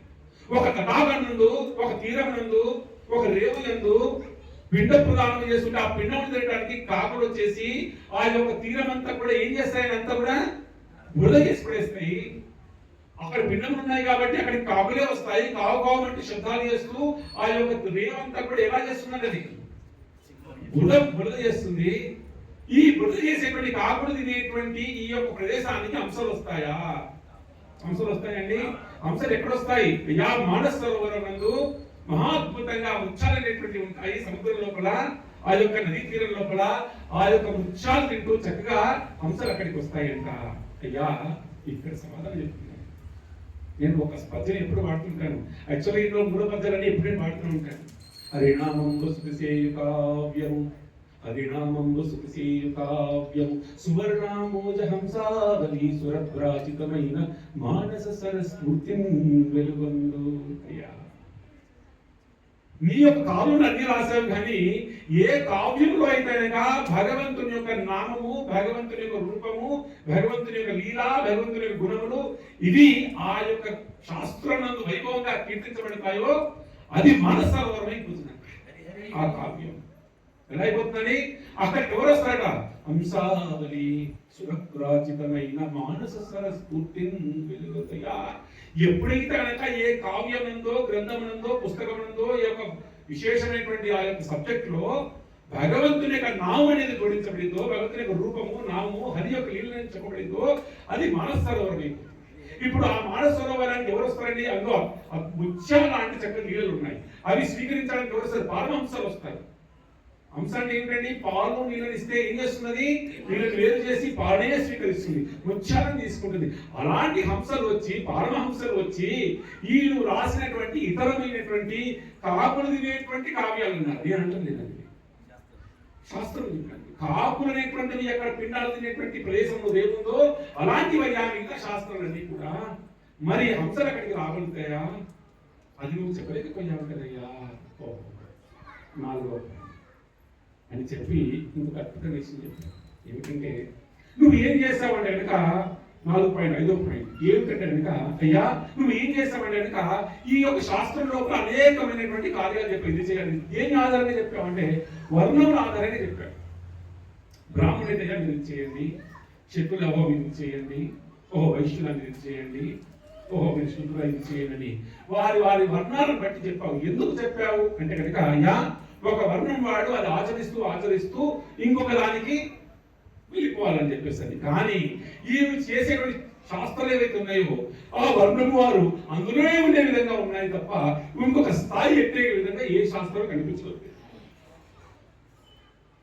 అంటే మెట్టులాగా లేవు ఇవి, అందులోనే కొట్టుమీట ఆడే విధంగా ఉన్నాయి కదా అని చెప్పి ఒక మౌలికమైనటువంటి సిద్ధాంతం 6వ పాయింట్ 7వ పాయింట్ ఇలా 10 పాయింట్స్ నిజానికి ఒక మౌలికమైన సిద్ధాంతం ఏమిటంటే, అయ్యా ఇప్పుడు ఈ శాస్త్రాన్ని ఏమి చెప్పావో అన్ని కరెక్ట్ గా ఫాలో అయ్యారనుకోండి, ఎవరైనా బాగా పెట్టుకోండి. ఇన్ని 6 మర్చిపోయి ఇది మర్చిపోకూడదు. నువ్వు శాస్త్రంలో ఇంకా అంటే భాగవతం తప్ప మిగతావని అర్థం. ఇక్కడ ఎక్కడంటే కనుక భాగవతం తప్ప మిగతాలో ఏ ఏ సూత్రాలు అయితే చెప్పారో అన్నిటినీ పరిపూర్ణంగా ఆచరించని అనుకుందాం. అతని గమ్యం చేరుస్తుందా? కానీ ఈ హరిని పట్టుకున్నటువంటి వాడు బాగా పెట్టుకుంది. ఈ హరిని పట్టుకున్నటువంటి వాడు, ఈ భక్తిని పట్టుకున్నటువంటి వాడు ఒకవేళ కనుక తాను అన్ని కూడా పరిపూర్ణంగా ఆచరించలేదే అనుకుందాం, వీడి కింద పడతాడా? లేదండి, బాగా పెట్టుకోండి. సూక్ష్మం. మీరు ఇతరమైనటువంటి కర్మకాండగానో జ్ఞానకాండగానో పెట్టుకున్నారనుకోండి, అందులో మీరు ఏదైనా పరిపూర్ణంగా చేశారనుకోండి, 100% చేశారు. ఆ 100% చేసినా సరే వైకుంఠం ఉందా? లేదన్నారు. కానీ భక్తి లోపల మీరు చేయలేదండి. ఏం చేశారు? ఏదో స్టార్టింగ్ లో వచ్చారు, ప్రభుజీలు పిలిచారు కదా వచ్చారు, ఒక 4 రోజులు ఉన్నారు, ఒక 10 రోజులు వచ్చారు, 4 ప్రవచనాలు విన్నారు, మళ్ళీ ఎక్కడికో వెళ్ళిపోయాం, కుదరలేదు, ట్రాన్స్ఫర్ అయ్యింది, వెళ్ళిపోయాం. వెళ్ళిపోయిన తర్వాత ఏమైంది? మర్చిపోయాం చాటింగ్. వెళ్ళిపోయిన తర్వాత భాగవతులైనా మర్చిపోయాం. ఏమైనా దోషం అతనికి? దోషం కాదా? ఎందుకు కాదు? నేహా విక్రమణాసోస్తే ప్రత్యవాయ విద్యతే స్వర్గం అభ్యస్య ధర్మస్య కాయతో మమతో భయా. భాగవతం చూడండి ఎలా లింక్ ఉందో భగవద్గీతకి. ఎంత అద్భుతం అండి. రోమాంచం అయిపోవాలి ఈ శ్లోకం చదవగానే. స్టార్టింగ్ లో ఈ శ్లోకం చదవగానే అబ్బా అని అలా నడుచుకుని వెళ్ళిపోదాం. అంత అద్భుతమైన శ్లోకం. ఏమంటాడంటే అడిగిన 4 వర్షాల వారి వ్యాసుల వారిని చెబుతూ, అయ్యా ఎవరైనా సరే నువ్వు చెప్పిన శాస్త్రంలో పరిపూర్ణంగా ఆచరించిన వాడు మహాయితరకు స్వర్గలోకానికి పోవచ్చు, ఇంకో పైలోకానికి పోవచ్చు. కానీ ఈ భక్తులైనటువంటి వాడు పరిపూర్ణంగా ఆచరించకపోయినా, మధ్యలో దాన్ని వదిలివేసినా ఎక్కడ వదిలివేశాడో మరునాడు అదే పట్టుకొని తిరిగి వైకుంఠాన్ని పొందుతాడు. నేహా విక్రమణ సుస్తే సత్యవాయున విద్యతే స్వల్పమప్యస్య ధర్మస్య.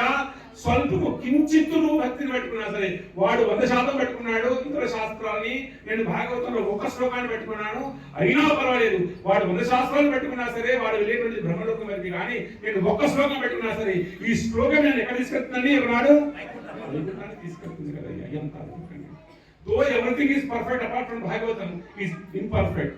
Even in the imperfect in Bhagavatam still it is perfect.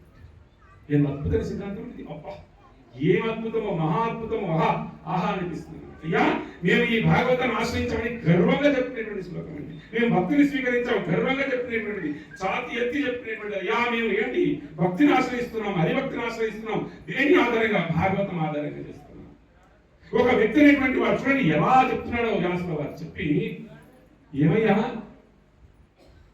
ఈ యొక్క భక్తి అనేటువంటిది ఏదో ఎక్కడ వదిలివేస్తాడో మళ్ళీ అక్కడే పట్టుకుంటాడు కదా, నీకు ఉదాహరణ తెలియదా అని అడుగుతున్నాయంట. ఏం ఉదాహరణ చెప్పండి ఏమన్నా? రూపాలు వారిస్తాడు, దాంట్లో అద్భుతమైన ఉదాహరణలు ఇస్తాడు. ఆ ఉదాహరణలే ఈ సప్తాహంలో చెప్పాలనుకున్నాను. ఎంతవరకు పూర్ణమైందో తెలియదు, 7 రోజులే ఉంది. బాగా పట్టుకోండి. ఒక వ్యక్తి తను భక్తిని స్వీకరించాడు, మధ్యలో వదిలివేశాడు, తర్వాత మరుజన్మ యందు ఆ భక్తిని పెట్టుకుని వైకుంఠాన్ని పొందాడు. ఏదైనా ఉదాహరణ కనిపిస్తుందా మీకు? జడభరతుడు. ఎస్, అద్భుతం. మాత చెప్పినట్టు భరతుడు అనేటువంటి వాడు కథ మన తర్వాత చెప్పుకోవాలి కదా. మహాద్భుతమైనటువంటి విష్ణు భక్తుడు, భక్తిని స్వీకరించాడు, గురువుని స్వీకరించాడు. ఒకనాటికి అర్థమైపోయింది, అయ్యా ఎగ్జిట్ అని ఎంట్రీ. రాధా గోవింద మాల చెప్తారు, అయ్యా ఒక పురుగు ఉంటుంది, ఆ పురుగు ఏమిటి? సిల్క్ వామ్. ఏమంటారు రోజు దాన్ని? మనం పట్టు పురుగు అంటాం. పట్టు పురుగు ఉంటుంది. ఏం చేస్తుంది పట్టు పురుగు? చక్కగా ఏం చేస్తుంది? ఒక ఇల్లు కట్టుకుంటుంది అని దానిగా. ఆ కట్టుకుంటూ కట్టుకుంటూ కట్టుకుంటూ కట్టుకుంటూ ఏం చేస్తుంది? లోపల అదే ఉంటుంది. ఉండి ఏం చేస్తుంది? బయటికి వెళ్ళడానికి దారి మూసేసుకుంటుంది. మూసేసుకొని లోపలే కుంగి కృషించి బాధపడిపోయి దిక్కు చోటగా మరణిస్తుంది. జీవుడు కూడా అలాంటి వాడు కదా. తన యొక్క కర్మల చేత ఏమిటి ఇల్లు కట్టుకుంటూనే ఉంటాడు, అంటే కర్మ చేత కట్టుకుంటూనే ఉంటాడు. ఇన్ని కట్టుకున్నటువంటి వాడు చిట్ట చివరికి ఇందులో బయట వెళ్ళేటువంటి మార్గం లేక ఇందులోనే ఏం చేస్తాడు? చనిపోతాడు. మళ్ళీ ఇందులోనే ఉంటాడు, ఇంకా బయటికి రాలేడు. ఇది కదా భావన. చూడండి, బాగా పెట్టుకుంది. కానీ ఒకటి బాగా పెట్టుకోవాలి, మనిషి అయినటువంటి వాడికి నేను కూర్చొని నాతో సహా ఎంట్రీ అండ్ ఎగ్జిట్ ఈ 2 కావాలి జీవుడికి. అంటే అయ్యా ఈ రోజు నేను పని చేస్తాను, ఇక ఈ రోజు తర్వాత నేను పని చేయను. అవునా? ఈ ఎంట్రీ ఎగ్జిట్ తెలిసిన వాడే యోగ్యుడు అన్నాడు, చేసిన వాడే యోగి అన్నాడు, చేసిన వాడే తపస్వి అన్నాడు. ఈ రోజు నేను పని చేయాలి, ఎస్ పని చేస్తాను, ఈ తర్వాత ఇంకా లేదు నాకేమి. ఈ 2 తెలిసిన వాడే యోగ్యుడు అన్నాడు. అది తెలిసిన వాడే భర్తడు. ఎన్ని వదిలేశాడు, రాజ్యం వదిలేశాడు. ఒక లైన్లో చెప్తాను. ఒక నదీ తీరకు వెళ్ళేసి చక్కగా ఏం చేశాడు? తపస్సు చేస్తున్నాడు. చేస్తూ ఇంకా కళ్ళ నుంచి దారులు కారిపోతున్నాయి. విష్ణు ఇంకా ఒక అడుగులో వైకుంఠమే సాక్షాత్గా భగవంతుడే వచ్చేసి ఏం చేయాలి? దర్శనం చేసి వైకుంఠాన్ని తీసుకెళ్ళిపోవాలి. ఆ సమయం లోపల ఒక పులి, ఒక ఏంటి జింక, కడుపుతో ఉన్నటువంటి ఒక జింక వచ్చింది. పులి వెంట పెడుతుంది, భయం చేలో వచ్చింది. వచ్చి నదిలో అటు తీరం వైపు వెళ్ళాలనుకుంటుంది, నదిలో పడిపోయింది. ఆ శబ్దాన్ని కళ్ళు తెరిచాడు. జింక కనిపిస్తుంది. అయ్యో చాలా బాధగా కనిపిస్తుంది. ఏమిటి? కడుపులో ఏముంది? ఇంకో జింక పిల్ల ఉంది. అది ఆ భయం చేత ఆ పరిగెత్తే క్రమంలో మరణించింది. కానీ ఆ యొక్క చిన్న జింక మాత్రం అక్కడే ఉంది. ఇప్పుడు ఏం చేశాడు? అయ్యో పాపము, ఇంత పాపం కదా అని ఆ జింకను తీసుకున్నాడు. తీసుకుని ఏం చేశాడు? రోజు దానికి ఆహారం పెట్టాడు, అన్ని పెట్టేశాడు, అన్ని ఆహారం పెట్టాడు, చూసుకున్నాడు. చలి వస్తే దాచుకున్నాడు, ఎండ వస్తే కాపాడుకున్నాడు, వర్షాన్ని కాపాడుకున్నాడు. ఇప్పుడు ఏమైపోయింది? హరి హరి హరి అనే బదులు జింక జింక జింక అన్నాడు. అవునండి. అని చిట్ట చివరిగా ప్రాణం వదిలివేస్తున్న సమయంలో, అయ్యో నేను వదిలిపెడితే నా జింక ఎలా బతుకుతుంది? నాకు ఇంతగా ఏమైంది? నేను లేకపోతే అది బ్రతకదు కదా, ఇన్ని రోజులు నేనే చూసుకున్నది కదా, ఇక నేను లేకపోతే అది ఎలా బ్రతుకుతుందో అనే భావించిన దేహం వదిలేశాడు. అంటే ఏమైంది? పరిపూర్ణం చేశాడా భక్తిని? చేయలేదు. కానీ తర్వాత కాలంలో ఏమయ్యాడు? జింకగా పుట్టాడు. జింకగా పుట్టి ఏం చేశాడు? ఒకనాడు ఏకాదశి తిరిగిన దేహం త్యాగం చేశాడు. తర్వాత జడభర్తుడే జన్మించాడు. తర్వాత భక్తి చేసి వైకుంఠానికి. ఇది కదా ఈ ఉదాహరణలు జ్ఞాన మార్గంలో, కర్మ మార్గంలో కనిపిస్తాయా? అప్పుడు కనిపిస్తాయా? ప్రభు ఏ మార్గం లేదని కూడా నువ్వు ఎక్కడి నుంచి ఆగావో అక్కడి నుంచి మళ్ళీ ప్రయాణం చేసే అవకాశం ఉందా? ఒక భక్తి మార్గం తప్ప. మా తమ్ముడు గారు ఉదాహరణ చెప్తారు, ఈ జన్మలో మనం 10వ తరగతి చదివితే వచ్చే జన్మలో పుట్టితే మళ్ళీ 11వ చదువుతామా? చదువు ఎక్కడ చదవాలి? కానీ భక్తి మార్గంలో మాత్రం మీరు ఎక్కడ ఆగారో అక్కడి నుంచే మొదలు పెట్టాలి. బాధపడని ప్రయత్నం చేయండి. కాబట్టి నువ్వు ఏం చేయవలసింది అంటే వ్యాస ఏది విసంగి నీ లోపల అంటే ఏది కనుక హరినామము నామము వైభవము అది యొక్క లీలా వైభవాలు ఏదైతే చెప్పలేదో అది చెప్పకపోవడం చేత నీది ఏది రాసినా అది అసంపూర్ణమే, నీ దుఃఖానికి కారణమే. ఏదైతే నువ్వు రాబోయేటువంటి కలియుగంలో ఇవ్వవలసి ఉందో అది ఇవ్వలేకపోయావు కదా వ్యాస అని ఈ వృత్తాంతం చెప్పాడు. చెప్తే వ్యాసుల వారు విశ్వసించారు. కారణం ఏంటి? ఏదో ఉదాహరణ ఉంటే కానీ తెలియదు ఎవరికైనా. ఏమంటే ఈ జన్మలో కొంచెం చేసాము, అక్కడ ఆగాము, మరో జన్మలో అది కొనసాగించాం అనే సిద్ధాంతం చెప్తున్నారు కదా. దీనికి ఏమైనా ఉదాహరణ ఉందా? ఉదాహరణ ఉంటే కానీ మనం విశ్వసించాం. ఏమంటే ఏదైనా ప్రమాణం ఉంటే కానీ మనం ఏం చేయాలి? విశ్వసించాం. దీనికి ఏమైనా ప్రమాణం ఉందా అంటే కనుక ప్రమాణాలు చెప్పడానికి మరి ఎన్నో ఉన్నప్పటికీ తన యొక్క జీవితమే ప్రమాణం చెప్తున్నట్టు నాకు అవునండి. ఇది 6-7 పాయింట్లు వచ్చాయి. ఇప్పుడు ఇంకా చాలా ఉన్నాయి, ఇంకొక 3-4 పాయింట్స్ కూడా ఉన్నాయి. ఏది? వ్యాసుల వారికి 4వ వారికి ఉపదేశం మహాద్భుతం మహాద్భుతం మహాద్భుతం. ముందుకు వెళ్ళాలి కాబట్టి కొనసాగిస్తున్నాను అని. అయ్యా వ్యాస, నీకు సంశయం ఉంది ఏమిటి? ఒక జీవితంలో ఒక వ్యక్తి భక్తిని ఆశ్రయించి కొనసాగించకుండా పరిపూర్ణం చేయకుండా దేహత్యాగం చేస్తే మరుజన్మ ఎందు అది పూర్ణం చేసి వైకుంఠానికి పొందేటువంటి అవకాశం ఉందా? కనుక ఉదాహరణగా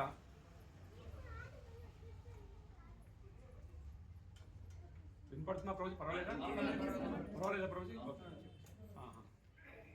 ఏదో నారదుల వారు వస్తున్నారంటే కనుక మహాద్భుతం ప్రవేశం అన్నమాట. నారదుల వారు అన్నారు, ఎవరియో సమాధానము కాదు, నా యొక్క సమాధానమే మీకు ఇస్తాను, నేను నా యొక్క జీవితం యొక్క చరిత్రనే మీకు తెలియజేస్తానని చెప్పేసి వ్యాసుల వారికి తన యొక్క జీవిత వృత్తాంతాన్ని తెలియజేస్తున్నారు. ఏమండి నాకు తెలుసు కదండి, ఇంతకుముందు మీరు చెప్పారు కదా అంటే, సప్తాహంలో భాగంలో చేసేటువంటి కార్యము అది వ్రతముగా చేస్తున్నాం ఇప్పుడు మనం.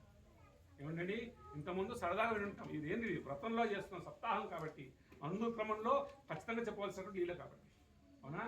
నారదుల వారు ఒక చక్కటి తన యొక్క వృత్తాంతాన్ని తెలియజేస్తున్నారు. అయ్యా వ్యాస, నేను పూర్వ యొక్క జన్మయందు నేను ఒక దాసీపుత్రుడిని. ఎవరండి? నేను దాసీపుత్రుని ఉన్నాను.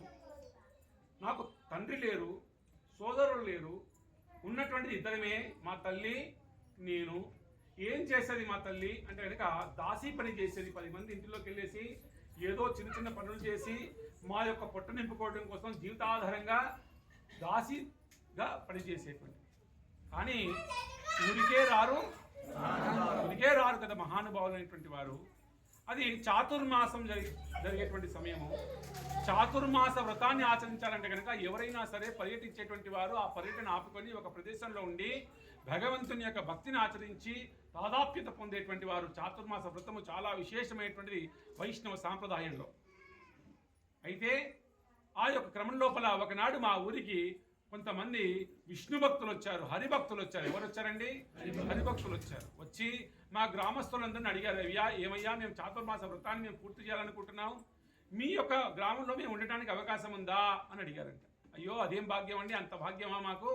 ఎంతో కష్టపడి మీరు వచ్చినటువంటి వారు సరైనటువంటి సమయంలో మా దగ్గరికి వచ్చారు కాబట్టి ఏమి మీరు చేయవలసి ఉన్నది అంటే కనుక, అయ్యా మేము మీకు అన్ని ఏర్పాట్లు చేస్తాం, ఒక చక్కటి గృహం ఇస్తాం, ఆ గృహం లోపల మీకు సపర్యలు చేయడానికి అందరినీ ఇస్తాము, ఏది కావాలో అది ఇచ్చేస్తామని చెప్పని వారు చెప్పారు. అందులో భాగంగానే వారు ఆ యొక్క భక్తులు అనేటువంటి వారు, కొనసాగిద్దామండి పర్వాలేదా? భక్తులు అనేటువంటి వారు చక్కగా ఆ యొక్క గృహంలో నివసించారు.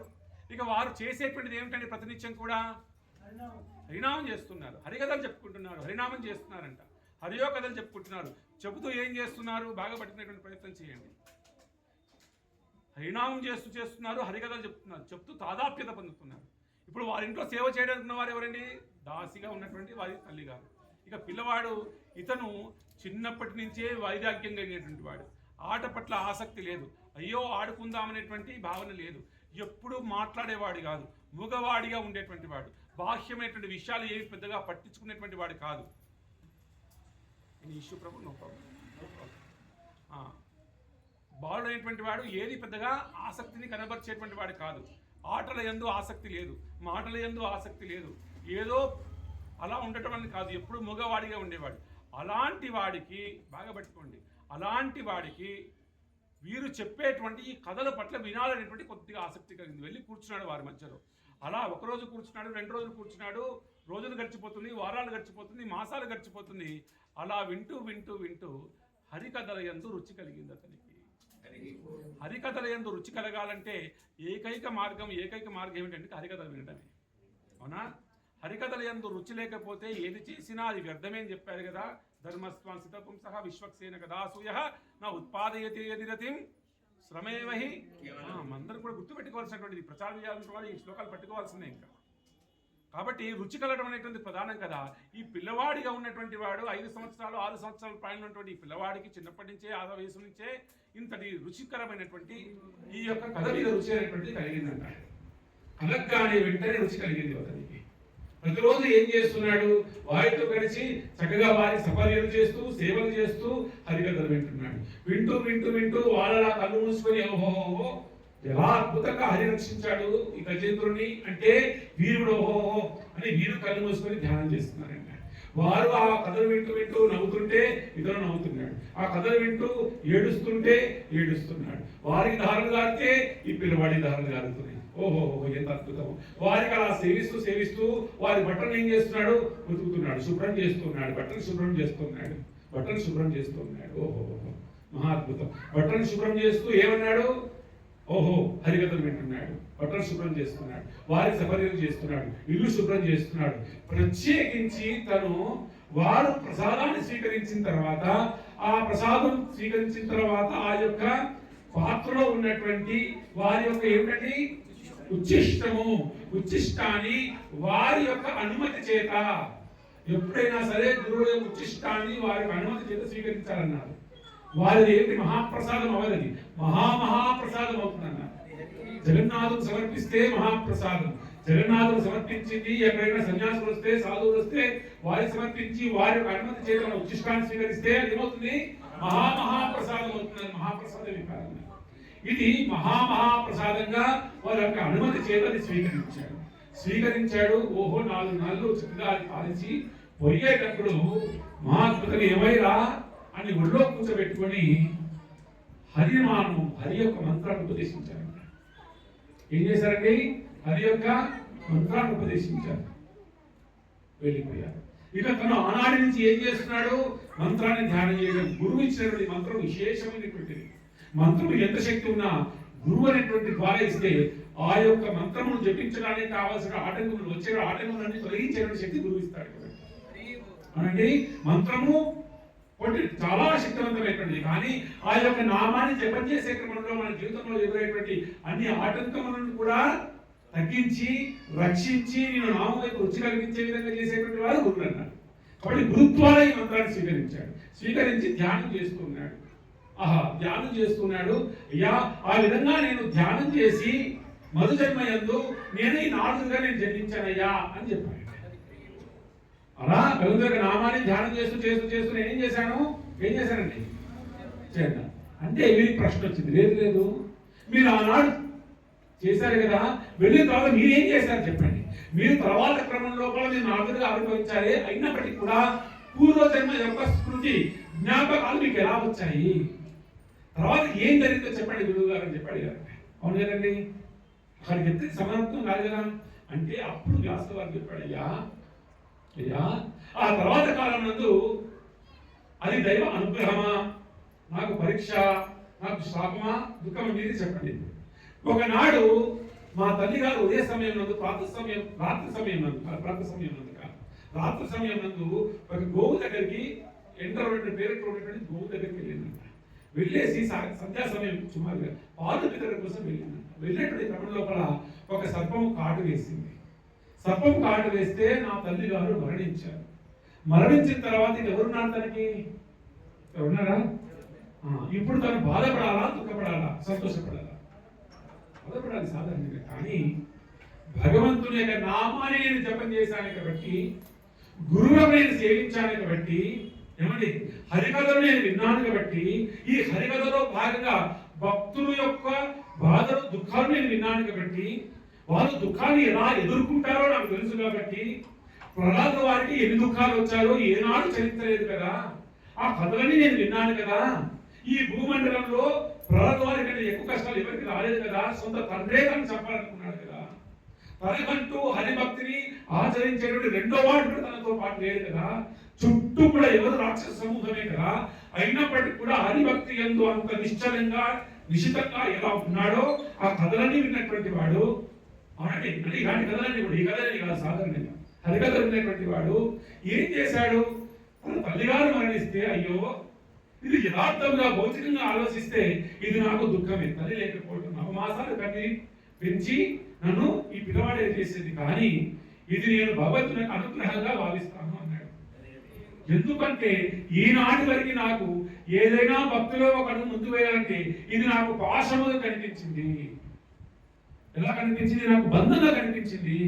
కానీ ఈనాడు నేను ఏం చేస్తున్నానని నా తల్లిగారు మరణిస్తే ఇది నేను భగవంతుని యొక్క శ్రాపమే కాకుండా భగవంతుని యొక్క అనుగ్రహంగా భావిస్తున్నాను. కారణం ఏమిటి అంటే కనుక ఇక నుంచి నాకు బంధం అనేటువంటిది లేదు కదా అని ఒక్కసారి భగవంతుని యొక్క పాదాల మీద పడిపోయి విగ్రహాలకి నమస్కారం చేసుకున్నాడంట. చూడండి ఎలా ఉంటుందో భక్తుడి యొక్క ఆలోచన. మనలాంటి వారమైతే ఏమంటాం? భగవంతుడు ఇంత ఘోరమైన వాడా, ఇంతమంది సాధు పురుషులకు సేవ చేశాను నేను, వారికి ఏమిటి అన్ని సేవలు చేశాను, మా ఇంటికి వస్తే నా తల్లిగారు సేవ చేశారు, భగవంతుడి హృదయం అంటూ ఉందా? ఉంటే నా తల్లిగారికి నా శాపం పెట్టి మరణింపజేస్తాడా? సర్పం కాదంటే అకాల మరణం, అకాల మరణం అనేది నా తల్లిగారికి వస్తుందా? ఒక భక్తుల యొక్క జీవితం లోపల దుఃఖం అనేది ఎందుకు వస్తుంది అని అడుగుతాడు. కానీ నాతో వారు అలా అడిగారా ప్రభుజీ? అలా అడిగేటువంటి స్థాయి మనకు రావాలా వద్దా? ముందే నేను రావాలా వద్దా ప్రభుజీ? ఎస్ రావాలి, మమ్మల్ని లేదండి కదా. కేవలం కాలక్షేపం కాదండి, ఆచరణ మరణం. అవునా కదండి? ఆచరణ కావాలి. ఏ దుఃఖమైన భక్తుల యొక్క జీవితంలో వస్తే చెల్లించిపోకుండా నిలబడి ఇది భగవంతుని అనుగ్రహంగా భావించగలగాలి, అది భక్తుల యొక్క లక్షణం అన్న. అలా నేనేమనుకున్నానంటే అయ్యా నాకు ఇది భగవంతుడు నాకు అనుగ్రహించాడు, ఇక తల్లితో నా యొక్క బంధం తెగిపోయింది అని నమస్కారం చేసుకున్నాడు. కార్యక్రమాలు పూర్తి కాగానే వెంటనే బయలుదేరిపోయాడు. ఏమిటి? నా తండ్రి గారు అనేటువంటి ఆ యొక్క హరిని పట్టుకోవాలి. ఎవరైతే హరి హరి హరి అన్నారో పట్టుకోవడం ఎక్కడన్నారో అడవిలో ఉన్నారు, వనంలో ఉంటారన్నారు, వెళ్ళిపోతున్నాడు. నిద్రాహారాలు మర్చిపోతున్నాడు. ఎక్కడైనా ఆకలి వేస్తే కాస్త దప్పిక వేస్తే నీళ్లు తాగుతున్నాడు. వెళుతున్నాడు. గుంటలు వనాలన్నీ వెళ్తూ దక్షిణానికి ఉత్తరానికి వెళ్ళిపోయాడంట. వెళ్ళిపోయి ఒకనాడు ఒక నదీ తీరంలోకి వెళ్ళిపోయి, ఒక అడవి ప్రాంతంలో నదీ తీరంలోకి వెళ్ళిపోయి వాళ్ళు గురుగారి యొక్క నామాన్ని ధ్యానం చేస్తూ ఉన్నాడంట. ధ్యానం చేస్తుంటాడక ఆంతరమున ఒక్క మెరుగు మెరిచినట్టుగా భగవంతుడిగా దర్శనం కలిగిందంట. ఎలా కలిగిందంటే ఒక మెరుగు అలా మెరిసిపోతుంది, అలా హృదయం లోపల ఒక్కసారి దర్శనం కలిగింది. ఆంతరం ఒక్కసారి ఓ ఎంత అద్భుతం, ఎంత భగవంతుడు సుందరం అన్నాం. కానీ ఈ భగవంతుని దర్శించిన తర్వాత వారు చెప్పినటువంటి శ్లోకాలన్నీ కూడా కించిత్ కూడా సరిపోవండి. ఇవన్నీ కమలంతో అంటారు, కానీ కమలం కోటి కమలాలు కలిసినా కూడా ఇంత సౌందర్యం కాదు కదా. ఎంత అందంగా ఉన్నాడా అని ఒక్కసారి రెప్ప మూచి అలా ఒక్కసారిగా ఆంతరంలో ఒక క్షణం అలా దర్శించి మరో క్షణం చూడగానే ఆ యొక్క దర్శనం అనేది పోయిందంట. దర్శనం అనేది అయ్యో దర్శనం ఏంటి? ఇది చేయబడదాకా దర్శనం కావాలనుకున్నాను. ఇక్కడి నుంచి నాకేమిటి? ఏ దర్శనం అయితే నేను పొందిన తర్వాత ఈ అనుభూతిని అయితే పొందానో మళ్ళీ నేను పొందాలనుకుంటున్నాను. కాబట్టి ఆ దర్శనం ఏమిటి, ఎక్కడ అని చెప్పేసి అని ఒక్కడే వినిపిస్తున్నాడంట. అయ్యో మళ్ళీ నాకు దర్శనం కావాలి కదా అని వినిపిస్తుంటే ఆకాశవాణి ద్వారా ఒక చక్కటి విషయం తెలిసింది. అయ్యా నారద, నీవు దుఃఖపడకు, మళ్ళీ దర్శనం కాలేదని. నీకు నేనే దర్శనం ఇచ్చాను, కానీ ఎందుకు అంతరించానంటే కనుక నీకు నా పట్ల రుచి కలగటం కోసం మాత్రమే ఈ యొక్క దర్శనం ఇచ్చాను. దేనికోసం అండి? మనందరికి కూడా భక్తిలోకి రాగానే నీకు భక్తి ఎందు రుచి కలగడానికి కొన్ని చేస్తూ ఉంటాడు. నాకు భక్తిలో వచ్చాడు, రూపాయి లేకుండా వచ్చాడు. ఏం చేశాడు? రాత్రికి రాత్రే ఒక 5 కోట్ల వ్యాపారం ఇచ్చాడు నాకు. ఎందుకు? రుచి కలగటానికి. అవునండి, ఇచ్చాడు. యథార్థం. 1 రూపాయి లేదు. ఈ సందర్భం చెప్పాల్సినటువంటి సందర్భం కాదు, కానీ ఓహో 125 మంది ఏమిటి పరివారం, పెద్ద పెద్ద వ్యాపారం, కారు, గవర్నరు, సేటు ఇవన్నీ వచ్చేసాయి. ఏం చేశాడు? ఎస్, ఏమి చేస్తాడు? భక్తిలోకి నువ్వు రావాలంటే కనుక నీకు రుచి పెరగడానికి, భక్తి యందు ముందడుగు వేయడానికి ఏం చేస్తాడు? కొన్ని అలా ఇచ్చేస్తాడు. కొందరు ధనం కావాలంటే ధనం ఇస్తాడు. ఈయనేమో కావాలనుకున్నాడు, ధనం అనుకున్నాడా? అనుకోలేదు. భగవంతునే పొందాలనుకున్నాడు. కాబట్టి భగవంతుడి యొక్క రూపాన్ని ఆంతరమున ఒక క్షణం పాటు అలా దర్శనం ఇచ్చి అయ్యా నీలో నా యొక్క దర్శనం కోసము, నీలో నాకు పొందాలనేటువంటి రుచిని నీలో పెంపొందించడం కోసము నీకు నేను అలా ఇచ్చాను. కానీ యథార్థంగా నీ పొందే అవకాశం ఉన్నావా? ఇంకా లేదు. నీలో ఇంకా రాగద్వేషం అనేవి ఉన్నాయి. ఇంకా నీలో ఈ శరీరం ద్వారా చేయవలసిన ధర్మములు ఉన్నాయి, కార్యం ఉంది. ఇంకా రాగద్వేషం అనేటువంటివి ఇంకా నీలో ఉన్నాయి. నీవు నా భక్తి ఆచరణ చేత రాగద్వేషములు జయించిన తర్వాత సదా నన్ను పొందుతావు అని చెప్పేసి ఆశీర్వచనం చేశాడు. ఆ విశ్వాసంతోనే ఇతను మళ్ళీ తిరిగి ఆ యొక్క నామని స్మరణ చేశారు. మనకు కూడా విశ్వాసం ఇస్తారు. ఇక్కడ కూర్చున్నారు మీరు 100 మందో 50 మందో ఎంతో మంది. మనందరి జీవితంలోనూ భగవంతుని పట్టుకోవడానికి కావాల్సినటువంటి విశ్వాసాన్ని పెంపొందించుకోవడానికి కావాల్సినటువంటి సంఘటనని ప్రతి ఒక్కరి జీవితంలో ఇచ్చాడా లేదా? లేడు అనే ఒక మాత్రం చేకతండి, సమస్య లేదు, ఛాన్సే లేదంటే ఇది చెప్పాడు. అలా ఆ విధంగా నేను మరుజన్మయందు సంపూర్ణంగా బ్రహ్మ యొక్క ఒక రోజులో సృష్టి అంతే లయమైతే నేను లయమైపోయాను. మరి యొక్క ప్రతి సృష్టి లోపల, బ్రహ్మ యొక్క ప్రతి సృష్టి లోపల బ్రహ్మ యొక్క మనస్సులోంచి నేను నాదుడిగా జన్మించాను. కానీ హరిని పెట్టినటువంటి ద్వారా, హరిని ఉడికే పెట్టుకోవడం కాదని సదా హరిని పెట్టుకోవడం ద్వారా నాకు పూర్వజన్మ యొక్క వాసనలు కూడా, పూర్వజన్మ యొక్క వృత్తాంతాలన్నీ గుర్తుకున్నాయి. అది హరి యొక్క అనుకున్నది. ప్రత్యక్షంగా ఆ శ్రీహరియే నాకు ఈ వీణని బహుకరించాడు. తద్వారా ముల్లోకమును దర్శించేటువంటి యోగ్యతను ఇచ్చాడు. ఈ వీణ ఇవ్వడం చేత నాకు అనిపించింది ఏమిటి? ఇక నా గమ్యం ఏమిటి అనగా భగవంతునికి నామాన్ని నలు దిశలో కూడా వ్యాపింపజేయాలి. అందుకే నాకు ఈ యోగ్యత కలిగింది. ఆ వ్యాస నేను ఏ సిద్ధాంతం మీద నీకు చెప్పాను, బాగా పెట్టుకోండి, ఏ సిద్ధాంతం మీద నేను చెప్పానో భక్తి లోపల అది సంపూర్ణం కాకపోయినా మరు జన్మలో అవకాశం ఉంటుంది. అది ఆచరించి చివరి వైకుంఠాన్ని పొందవచ్చు. ఒక్క జన్మలో వీడు అగ్ని చేసినా, వీడు ఒక జన్మలో 10% చేసినా వీడికి 10 అవకాశాలు ఉంటాయి. కానీ జ్ఞాన మార్గం నందు కానీ, భక్తి మార్గం అది ఏమిటి, కర్మ మార్గం నందు కూడా పరిపూర్ణమైన కూడా వైకుంఠ ప్రాప్తి కలగదయ్యా అని ఒక్క 2 ఉదాహరణలు ఇస్తాను. ఆచార్య వారు ఇక్కడ ఆగిపోయింది. నువ్వు ఇది కాకుండా ఈ శాస్త్రంలో ఏది చెప్పినా సరే, నువ్వు ఏది చెప్పినా సరే, ఒక మృత శరీరానికి ఎన్ని అలంకరణ చేస్తే ఏమి ఉపయోగమో, ఒక మృత శరీరానికి ఎన్ని అలంకారం చేసినా, చక్కగా మేకప్ వేసి బంగారాలు పెట్టి చక్కటి వస్త్రాలు వేస్తే ఏమైనా ఉపయోగం ఉందా? ఉపయోగం లేదు. ఆ విధంగా మీరు హరి యొక్క కథ చెప్పకుండా ఎన్ని రాసినా అది నిరుపయోగమే. కాబట్టి నువ్వు చేయవలసింది ఇప్పుడు నీవు కర్మను జోడించేటువంటి విషయాలు చెప్పద్దు. అంటే అన్ని గ్రంథాలు అక్కడక్కడ హరికథలు చెప్పకండి, ఇక కేవలం హరికథలు చెప్పండి, కేవలం హరిభక్తుల కథలు చెప్పండి, ఇంతకు మించి ఏదో చెప్పకండి. తద్వారా ఇది పట్టుకొని జీవుడు అనేటువంటి వాడు ఈ భాగవత ధర్మాన్ని పట్టుకొని వైకుంఠానికి వెళ్ళాలి. సరళంగా, సులభంగా, అత్యంత శ్రద్ధాపూర్వకంగా ఆచరించి వైకుంఠానికి వెళ్ళాలి. ఎవరు వెళ్ళాలి? వర్ణం వారు బ్రాహ్మణులా కాదన్నాడు. ఎవరికి ఆసక్తి ఉందో, ఎవరికి శ్రద్ధ ఉందో అందరూ వైకుంఠానికి పొందేటువంటి భాగవతాన్ని రచన చేయవయ్యా. ఇందులో కేవలం 2 పెట్టు, ఏమని? హరికథలు పెట్టు, అది యొక్క భక్తుని యొక్క లీలలు పెట్టు, ఇంకా వేరే పెట్టు. కానీ భాగవతం చెయ్యి. ఏమిటి రచన చేయమని చెప్పారంటే, భాగవతం అంటే 5 అక్షరాలు, 5 అక్షరాలకు 5 అర్థాలు చెప్పారు పెద్దలు. భా అంటే ఏమిటండి? భక్తి. గా అంటే జ్ఞానం. భాగ వా అంటే వైరాగ్యం. మా అంటే భాగవ. తా అంటే తత్వం. మా అంటే మోక్షం.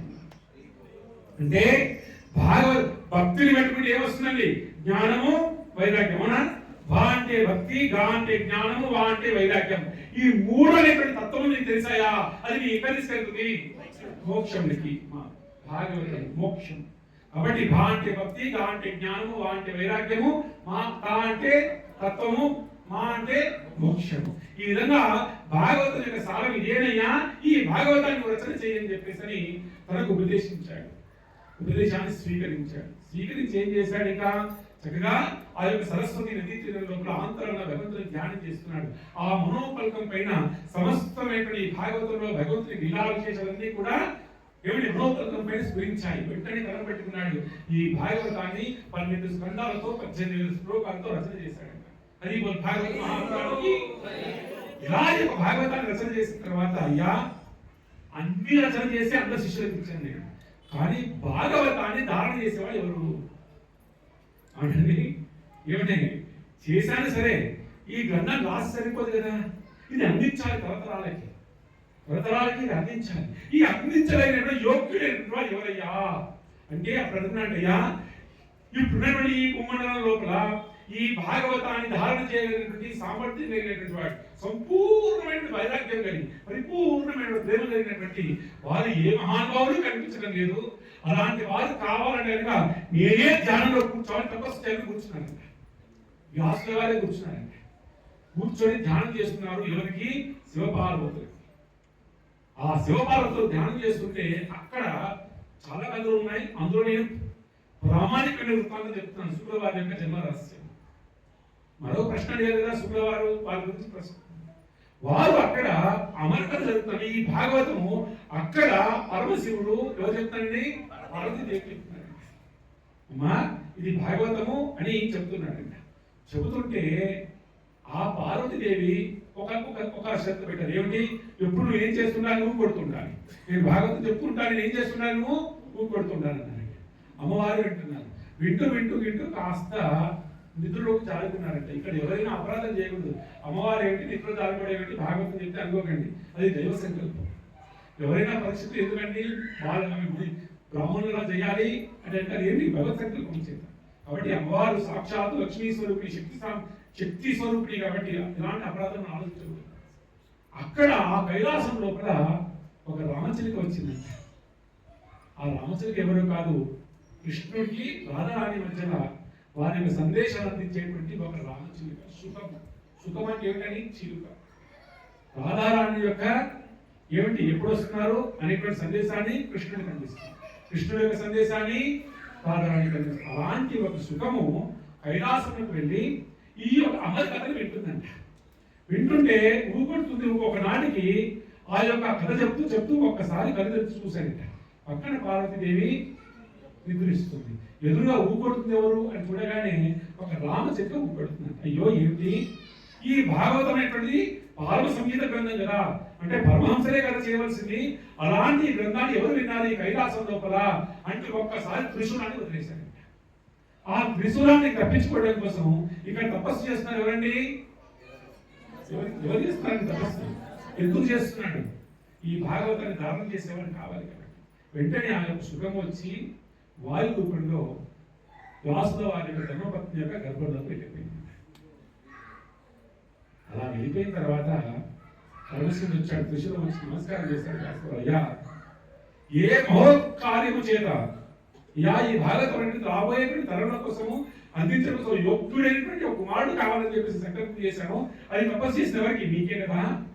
కాబట్టి నీ యొక్క అనుగ్రహం చేతనే కదా శుభుడైనటువంటి వాడు వెళ్ళాడు. ఇప్పుడు నా యొక్క ధర్మపత్ని గర్భంలో ఉన్నాడయ్యా, మహానుభాడైనటువంటి వాడు అని చెప్పేసి మీ యొక్క నా యొక్క పరమ ప్రయోజనం ఏదో భాగవతం అందించాలో అది సంపూర్ణం అవుతుంది కాక అని చెప్పి నమస్కారం చేశాడు. అనుగ్రహించాడు. పరమశివుడు వెళ్ళిపోయాడు కైలాసానికి. ఇక్కడ లోపల ఉన్నటువంటి వాడి పరిపూర్ణ వైరాగ్యం, రాధాకృష్ణుడు తప్ప అన్యమైనటువంటి కించిత్తు కూడా బాహ్యమైనటువంటి స్ఫురణ లేనటువంటి వాడు. అలాంటి ఒక సుఖమనేంద్రుల వారు కడుపులో నుంచి బయటికి రావడం లేదు. మాసాలు గడిచిపోయాయి, సంవత్సరాలు గడిచిపోయాయి, బయటికి రావడం లేదు. సుమారుగా 12 నుంచి 14 సంవత్సరాలు. ఒక కథలో 12 అన్నారు, ఒక కథలో 14 అన్నారు. 14 సంవత్సరాలు గర్భం నుంచి రావడం లేదు బయటికి. అయ్యా తల్లి అంటున్నాడు, అయ్యా దయచేసి నేను మరణానికి సమీపంలో ఉన్నాను, ఇక్కడ నువ్వు రాకపోతే దయచేసి బయటికి రా అని చెప్పేసి వ్యాసుల వారు అభ్యర్థిస్తున్నారు. రావటం లేదు. కానీ అక్కడ ఈ సంవత్సరాలన్నీ కూడా హరికథలు వింటూనే ఉన్నాడు. పరిపూర్ణ వైరాగ్యం కలుగుతుంది. శాస్త్రం వింటున్నాడు, జ్ఞానం వింటున్నాడు, అన్ని వింటున్నాడు. పరిపూర్ణంగా వైరాగ్యం కలుగుతుంది. ఎంతగా వైరాగ్యం కలిగిందంటే నేను ఈ యొక్క తల్లి గర్భంలో ఉన్నంత వరకు జ్ఞానం ఉంటుంది శిశువుకి. అవునండి, గర్భంలో ఉన్నంత వరకు జ్ఞానం ఉంటుంది. నేను ఎవరి భక్తుని, ఎవరి సేవకుని, నేను ఎవరి దాసుని, బయటకు వచ్చిన ఏం చేయాలో తెలుస్తుంది. కానీ నేనెవరు, ఎవరికి సంబంధం నాది, నేను ఏం చేయాలో తెలుసు. కానీ గర్భం నుంచి బయటకు వస్తే తెలుస్తుందా? మాయలో ప్రభావితం పడతాం. కాబట్టి ఆ మాయ చేత నేను ప్రభావితం చెందకూడదు కాబట్టి నేను బయటకు రావటం లేదన్నాడు. బయటకు రావటం లేదన్నాడు. వీరన్నారు, అయ్యా పర్వాలేదు, నేను అభయం ఇస్తున్నాను. శాస్త్రాలు ఏమిటి సృష్టించినటువంటి వాడిని, వేద భాగం చేసినటువంటి వాడిని, పురాణం రచించినటువంటి వాడిని నేనే సాక్షాత్తుగా అన్నప్పుడు నేను లేదంట. సాక్షాత్తుగా హరి వాగ్దానం చేశాడయ్యా సుఖ, నీవు బయటికి వచ్చినప్పటికీ కూడా మాయ నిన్ను అంటదు గాక అని వాగ్దానం స్వీకరించిన తర్వాత వెంటనే 16 సంవత్సరాల యవ్వనంలో ఉన్నటువంటి ఒక శిశువు జన్మించాడు. జన్మించగానే తల్లి గారికి తండ్రి గారికి ఒక నమస్కారం చేసి బయలుదేరిపోయాడు అంతే ఇక్కడికి వనంలోకి.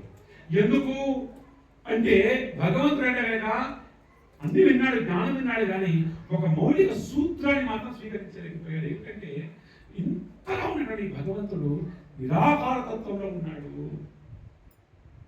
చూడండి, మన ఉద్యోగానికి నిరాకారతో సాకారం అని 2 మార్గాలు ఉన్నాయి.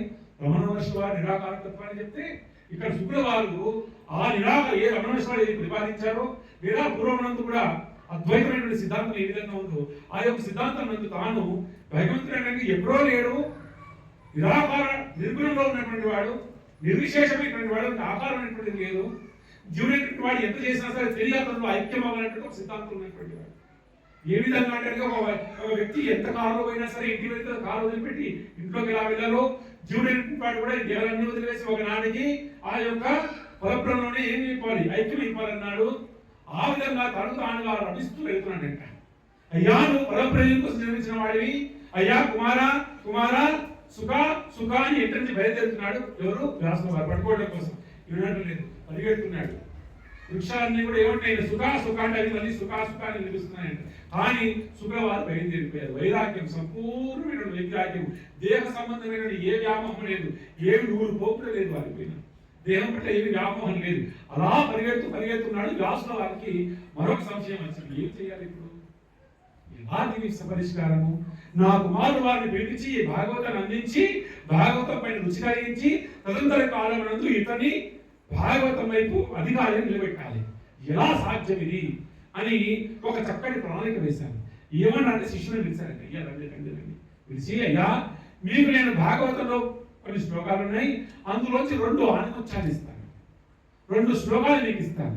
ఈ 2 శ్లోకాలు పెట్టుకొని అడవి లోపల ఎక్కడ అవకాశం ఉంటే అక్కడ బయలుదేరిపో. ఈ శ్లోకాలు చెప్పుకుంటున్నాడు. ఎలా వెళ్ళాలి మీరు అంటే కనుక నా శిష్యులు మీరు వెళ్ళకండి, పని చేసేవారిగా మామూలు పామరుడు వెళ్ళండి. వెళ్ళి ఏం చేయండి, ఈ శ్లోకాలు అనుకునే ఉండండి అన్నాను. వీరేం చేశారు, సరే అని గురుగారు చెప్తే ఈ 2 శ్లోకాలు పెట్టుకుని బయలుదేరిపోయారు వనంలోకి. పోయి ఎక్కడైనా సరే కట్టలు కొట్టుకున్నట్టు పూలు తీసుకున్నట్టు ఏదో ఒక పని చేసుకుంటూ 2 శ్లోకాలు పాడుకుంటున్నారట. ఒక మారు సుఖమణింద్ర వారు ఆత్మారాముడిగా అంతరంగా భగవంతుని దర్శనం చేస్తుంటే ఒక్క శ్లోకం వినపడిందంట వారికి. ఆ శ్లోకం విన్నామా ప్రభు? విన్నామా? ఒక్క శ్లోకం.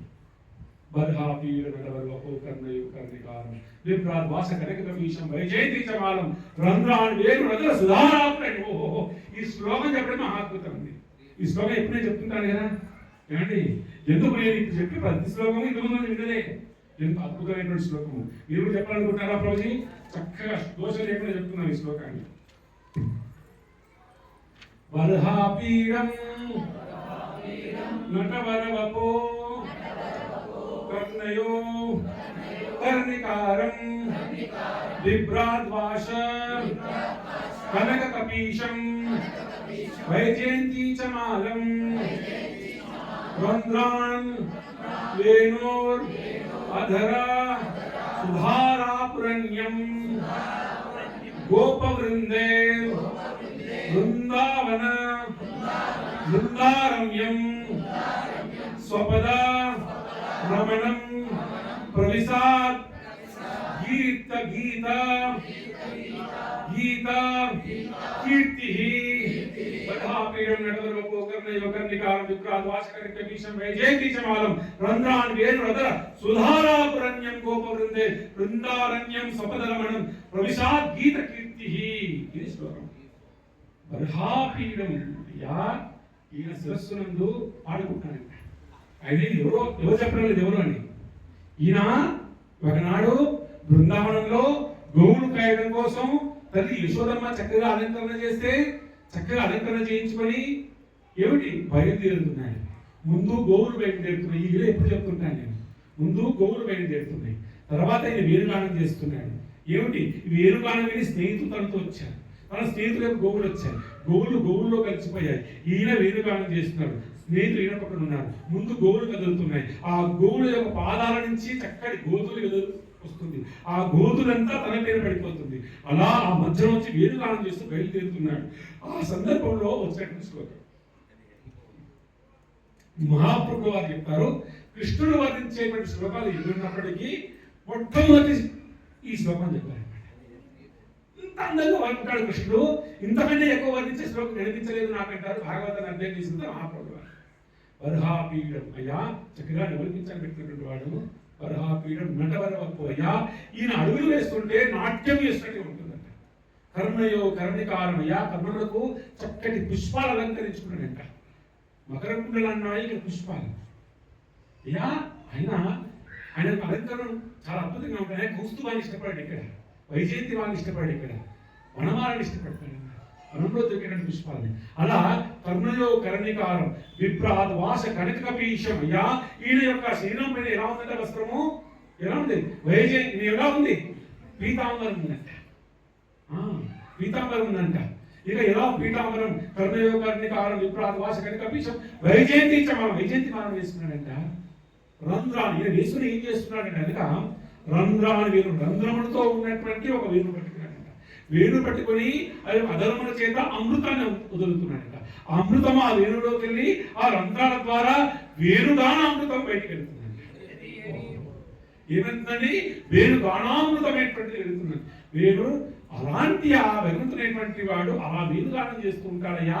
ఆ వేణుగానం చేస్తూ ఉంటే ఆ గోధుని మధ్యలోంచి ఆ పాదమస్తకాన్ని దర్శిస్తే ఎంత అందంగా ఉంటాడో ఈయన అని శ్లోకం పాడుతున్నాడు. ఏ నిరాకార తత్వాన్ని తను ఆస్వాదిస్తున్నాడో ఒక్కసారి అనిపించింది. అబ్బా ఎంత అందంగా ఉంటాడు కృష్ణుడు, ఎవరైనా ఏమైనా ఆగావు, ఇంత అందంగా, అబ్బో ఇంకా అందంగా అని మహా అందంగా ఉంటాడు. ఇంకా చెప్పాడు, ఇది ఒకటే తెలుసని నాకు మా గురుగారి దగ్గర ఈయన సౌందర్యాన్ని చెప్పడం ఇంకా చాలా శ్లోకాలు ఉన్నాయి. సరే అందరం పర్వాలేదు, ఏం చేస్తుంటాడు ఈయన, వాట్ ఈస్ హిస్ యాక్టివిటీ? ఏం కాదండి, రూపం చెప్పుకున్నాం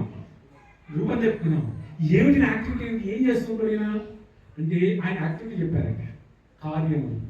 అదొక శ్లోకం చెప్పారు. రెండో శ్లోకం అనేది అహోబకీయం స్తనకాలకూటం చెప్పాడు. అహోబకీయం స్తనకాలకూటం జిగాంసయాపాద్ అయాద్ అపి అసాద్వి లభే గతిం దాత్రి ఉచితం అదోన్యం కం వా దయాళుం శరణం ప్రజేమా. అహోబకీయం స్తనకాలకూటం జిగాంసయా పశ్చాత్ అపి అసాద్వి లభే గతిం దాత్రి ఉచితం తతోన్యం ధాయతే శరణం ప్రజేమా కం వా దయాళుం శరణం ప్రజేమా. అహోబకీయం స్తనకాలకూటం యా, రెండో శ్లోకం చెప్పారు. అహోబకీయం స్తనకాలకూటం యా కం వా దయాళుం శరణం ప్రజేమా అనగానే ఏమిటి ఇది ఏం చేస్తాడు, ఈయన ఎవరో కాదండి అహోబత అయ్యా. ఓహో ఈయన ఎవరు ఏం చేస్తారో తెలుసా మీకు? ఒక చాలా విషయాన్ని స్తన్యనందు రాసినట్టు ఒక స్త్రీ ఉండేది. అహో బకి అంటే బకాసుడు యొక్క సోదరు ఎవరైనానే. అహోబకీయం స్తనకాలకూటం స్తన్యమునందు కాలకూడ విషయాన్ని చెప్తుందంట. చెప్పుకొని ఎవరిని చంపడం కోసం వెళ్ళిందంట? కృష్ణుని సంహారం చేయడం కోసం వెళ్ళిందంట. కృష్ణుని సంహారం చేయడానికి వెళ్ళి అక్కడ కూర్చుంటే ఈయన ఏం చేసినట, సరే రా అని చెప్పేసి ఊళ్ళోకి వెళ్ళి ఆ యొక్క తల్లి యొక్క ఏమిటి స్తన్యం ఉన్నటువంటి కాలకూడ విషయాన్ని స్వీకరించి దానితో పాటు ఆ ఊపిరి కూడా తీసుకున్నాడంట. తీసుకున్నవాడు పర్వాలేదు, కానీ ఈ ఊపిరి తీసుకొని అయ్యో ఈ తల్లి నన్ను చెప్పడానికి వచ్చింది, కానీ ఏ రూపంలో వచ్చింది? తల్లి రూపంలో వచ్చింది. కాబట్టి నాకు తల్లిగా ఎవరున్నారు ఇక్కడ? యశోదమ్మ ఉంది. కాబట్టి నన్ను సంహరించాలనుకున్నా పర్వాలేదు, కానీ ఆ సంహరించే క్రమంలో నన్ను తల్లిగా వచ్చి పాలు ఇవ్వాలనుకుంది కదా, విషాన్ని మర్చిపోయాను. కానీ తల్లిగా ఏమిటి నా కుమారుడిగా అంగీకరించాలని వచ్చింది కదా, ఆ మాతృత్వాన్ని నేను చూసి ఈయన యశోదమ్మకు ఏ గతిని కలిగించాడో ఊర్ధ్వలోకమునందు వైకుంఠమునందు ఈ యొక్క బక ఎవరి పూజనకు కూడా ఆ యొక్క గతిని కలిగించాడయ్యా అని చెప్పి చెప్పారు. అహోబకీయం స్తనకాలకూటం కం వా దయాళుం శరణం ప్రజేమా. రెండు శ్లోకాలు రావాలి ఖచ్చితంగా. ఈ రెండు శ్లోకాలు చెప్పగానే ఓహో ఇంకా కొన్ని శ్లోకాలు చెప్పవా? ఇప్పుడు రూపం చెప్పాడు, ఏమండి కార్యం చెప్పాడు. ఆయన ఎవరు చెప్పండి అయ్యా? మా గురుగారు తెలుసు రండి అన్నాడు. వీళ్ళు ఈ శ్లోకాలు వాడుకుంటూ పోతుంటే 2 శ్లోకాలు అదే శ్లోకాలు మానం చేసి 2 శ్లోకాలు పెట్టుకొని వస్తున్నాడంట. ఇక్కడ విశ్వనాథ చక్రవర్తి డాక్టర్ వారు ఉదాహరిస్తారయ్యా, ఎవరికైనా సరే నిరాకారము అంతలోతున్నటువంటి వాడికే భగవంతుడి యొక్క సాకారమైనటువంటి రూపమైన ఆసక్తి కలిగిందంటే ఈ 2 శ్లోకాలు పట్టిన వాళ్ళకి హరిపైన భాగవతం పైన రుచి కలుగుతుందయ్యా అని చెప్పి 2 శ్లోకాలు ఇక్కడ మనం చెప్పుకున్నాం. వెంటనే వెళ్ళిపోయాడు. ఆమెనే, అయ్యా నువ్వు ఎవరో కాదు, నా కుమారుడివి రాయ్యా. ఓ మా తండ్రి గారేనా? ఈ శ్లోకాలు చెప్పింది ఎవరు? మా తండ్రి గారినే, రావయ్యా అని చెప్పేసి తండ్రి గారు నమస్కారం చేశాడు. కుమారుడు కూర్చోబెట్టాడు. ఏమని? ఏమి నాన్నగారు ఇంకో చెప్పండి శ్లోకాలు అన్నారు. 18 శ్లోకాలు చెప్పారు. చెప్పిన తర్వాత అప్పుడు తెలిసిన, అయ్యో భగవంతుడి నిరాకారం యథార్థమే, అందులో సందేహం లేదండి. నిరాకారం కాదు అనడానికి లేదు. నిరాకారం అతని యొక్క ఫ్యూచర్, అతని యొక్క విశేషం, ఒక యొక్క ఫ్యూచర్. బ్రహ్మేతి పరమాత్మేతి భగవానేతి శబ్దతే. లోతుగా వెళ్తే మన సిద్ధాంతపరంగా ఎవరికైనా కూడా సాకారం నిరాకారం పైన ఏమైనా చిన్న సంశయం ఉంటే కూర్చున్న నిరాకారం తప్పు కాదు, దోషం కాదు, కానీ పరిపూర్ణత అనేటువంటిది భగవానుడిగా ఉంది, సాకారం ఉందని చెప్పేటువంటి వైష్ణవ సాంప్రదాయం. ఒకరిని గౌరవిద్దాం, ఇతర సాంప్రదాయాన్ని గౌరవిద్దాం, మన సాంప్రదాయాన్ని ఆచరిద్దాం. అంతే కదా. ఎవరిని నిందించడం కానీ, ఎక్కడైనా దోషం చెప్పడం కానీ, ఏమిటి మాయావాదమనో అదేనో ఇదేనో ఎప్పటికి కూడా తప్పుగా మాట్లాడేటువంటిది దోషము. అది మన స్థాయి కాదు, మన యొక్క విజ్ఞత కాదు. కాబట్టి మనం ఏం చేయాలి? గురువులు చెప్పినట్టుగా ఈ యొక్క కూర్చున్నారు, కూర్చొని 18,000 శ్లోకాలు చెప్పుకున్నారు. చెప్పుకున్న తర్వాత ఏమైపోయారు? ఇంకా ఇస్తున్నారు. నిరాదర్శనం. ఇంతవరదాకా నిరాకారంగా ఉన్నాడు. ఇప్పుడు ఏం చేస్తారని? నిరాదర్శనం. మనంతా చెప్తాం నిరాప్రవేశం అన్నమాట. ఎందుకు చెప్తున్నారు నిరాప్రవేశం అంటే? అది ఇల్లు జరుగుతుంటే వెళ్ళి అక్కడే కూర్చోటే భావన చేస్తాడు. కూర్చొని తనకు తానే నవ్వుతుంటాడు, తనకు తాను ఏడుస్తుంటాడు, మూర్ఛిల్లిపోతుంటాడు, పిచ్చివాడు కనిపిస్తుంటాడు. ఇలా ఏమిటండి? శరీరం వణిగిపోతుంటుంది, రోమాంచనం అయిపోతుంది, కట్టలాగా నిలబెడతాడు, కట్టలాగా పడిపోతుంటాడు. చూస్తే ఎలా ఉన్నాడంటే ఒక పిచ్చివాడు కనిపిస్తున్నాడు. ఇలాంటి అలా తిరుగుతున్నాడు. ఇలాంటి వారిని కూర్చోబెట్టాలంటే ఏమండి? ఇలాంటి వాడిని 7 రోజులు 7 పగలు కూర్చోబెట్టాలంటే ఆ కూర్చోబెట్టే సామర్థ్యం లేనివాడు ఒక ఆవిర్భవించాలి. అవునా? లేకపోతే ఎవరైనా కూర్చోబెట్టగలగండి? సాధారణ ఎవరైనా కూర్చోబెట్టగలరా? వ్యాసవారి కూర్చోబెట్టలేకపోయారు తదంతర కాలం నుండి. అంటే అతని నుండి స్వీకరించాలని అంటే ఏం చెయ్యాలి? ఓహో, ఇది ఏమిటి? పరంపరాగతంగా వస్తున్నటువంటిది. కాబట్టి ఇప్పుడు ఎవరు దాన్ని స్వీకరించాలని కనుక ఇప్పుడు ఇంకొక ప్రశ్నకి సమాధానం ఏమిటి? పరీక్షిత్ మహారాజు జననం కావాలన్నారు. పరీక్షిత్ మహారాజు యొక్క జననం కావాలంటే కనుక ఈ భాగవతుని యొక్క విశేషము పరీక్షిత్ ద్వారానే బయటకు వస్తుంది. అంత విశేషమైనది భాగవతం అందించాలి. పరీక్షిత్ మహారాజు జననం కావాలి అయితే ఇక్కడ భాగవతుని యొక్క విశేషమైన ఒక్క శ్లోకాన్ని చెప్పుకుందాం. ఎప్పుడు నేను చెప్తుంటాను, అందరు దాదాపు శ్లోకం వచ్చుంటుందని భావన చేస్తాను. ఈ సందర్భంలో చెప్పాలి. ఎందుకంటే ఇది స్వీకరించేవాడు వారు కావాలన్నారు. ఎవరు భాగవతాన్ని స్వీకరించాలన్నారు? ఏమిటా శ్లోకము? నిగమకల్పతరోర్గలితం ఫలం సుఖముఖాలమృతద్రవ సంయుతం విమల భాగవతం రసమాలయం ముగ్రహో రసికా భువిభావుకః. నిగమకల్పతరోర్గలితం ఫలం సుఖముఖాలమృతద్రవ సంయుతం విమల భాగవతం రసమాలయం ముగ్రహో రసికా భువిభావుకః. అయ్యా, ఈ భాగవతం అంటే ఏమిటో చెప్తున్నాయి. ఇక్కడి నుంచి మనం ఇంకా చదివినాడని నిగమము. నిగమం అంటే ఏమిటి? వేదము. నిగమ కల్ప తరోర్గలితం. వేదం అనేటువంటి ఒక కల్పవృక్షానికి ఎత్తైన కొమ్మ ఉందంట. ఆ కొమ్మ ఉపనిషత్తులు అంట. ఆ ఉపనిషత్తులు అయితే కనుక ఆ కొమ్మకి ఒక పండు ఉందంట. ఎలా ఉంది ఆ పండు? ఎంత రుచిగా ఉందో. నిగమ కల్ప తరోర్గలితం ఫలం. ఈ ఫలం ఉన్నది. ఈ ఫలం ఎలా ఉంది అంటే లోపల టెంక లేదు, బయట ఏమిటి ఏమిటంటే పైకి ఏమంటారు దాన్ని? బయట ప్రొటెక్షన్ తోలు, ఎస్, అది లేదంట. వృక్షం కూడా ఎలా ఉంది? ఫలం ఎలా ఉంది? లోపల టెంక లేదు, బయటికి తోలు లేదు, ఎలా ఉంది? మొత్తం రసంగా ఉందంట. ఏమంటే ఇప్పుడు మనం ఏం చేస్తాం? పోస్తే ఒక ఫలాన్ని తీసుకుంటే ఒకటి తీసివేస్తాం, ఒకటి పెట్టుకుంటాం. కానీ ఈ భాగవతంలో ఒకటి తీసేయడానికి ఒకటి జోడించడానికి లేదు, అంతా రసమే ఉందంట. దాన్ని ఎలా స్వీకరించాలంట? చూడండి, నిగమకల్పతరోర్గలితం ఫలం సుఖముఖాలమృతద్రవ సంయుతం. అలాంటి ఒక పండు కింద పడిపోయింది అనుకోండి, ఏమవుతుందండి? రసం అంతా చల్లాచల్ల అయిపోతుంది కదా. పడొద్దు, దిగాలి, దించేవాడు కావాలంట. కాబట్టి ఫలము ఏదంటుందండి? పైన ఉంది పర్వాలేదు, కింద పడితే ఏమవుతుందండి? చెల్లాచెదరవుతుంది. కాబట్టి దించేవాడు కావాలట. ఎవరండి దించేవాడు? సుఖముగామృతద్రవ సంయుతం. ఆహా, ఈ అమృతాన్ని దింపినవాడు ఎవరయ్యా? సుఖమునింద్రుల వారు ఒక రామచిలుక ఏమి చేసింది? తన ముఖత ఆ భాగవతాన్ని కిందికి దింపిందంట. ఇది పరంపరాగతమైనటువంటిది భాగవతము. పరంపరాగతమైనటువంటిదే భాగవతము. సుఖముని ద్వారా అందించినటువంటిది భాగవతము. శాస్త్రము భాగవతము ప్రత్యక్షంగా కాదు, పరంపరాగతంగానే వస్తుంది. భాగవతాన్ని గురుముఖత వినాలి. గురువు అంటే ఇక్కడ ప్రభుపాద అవునండి. గురుముఖత సాంప్రదాయంగా పరంపరాగతంగా మాత్రమే వినాలి. ఒక్కొక్క పరంపర, అన్ని పరంపరకి భాగవతమే ప్రమాణం.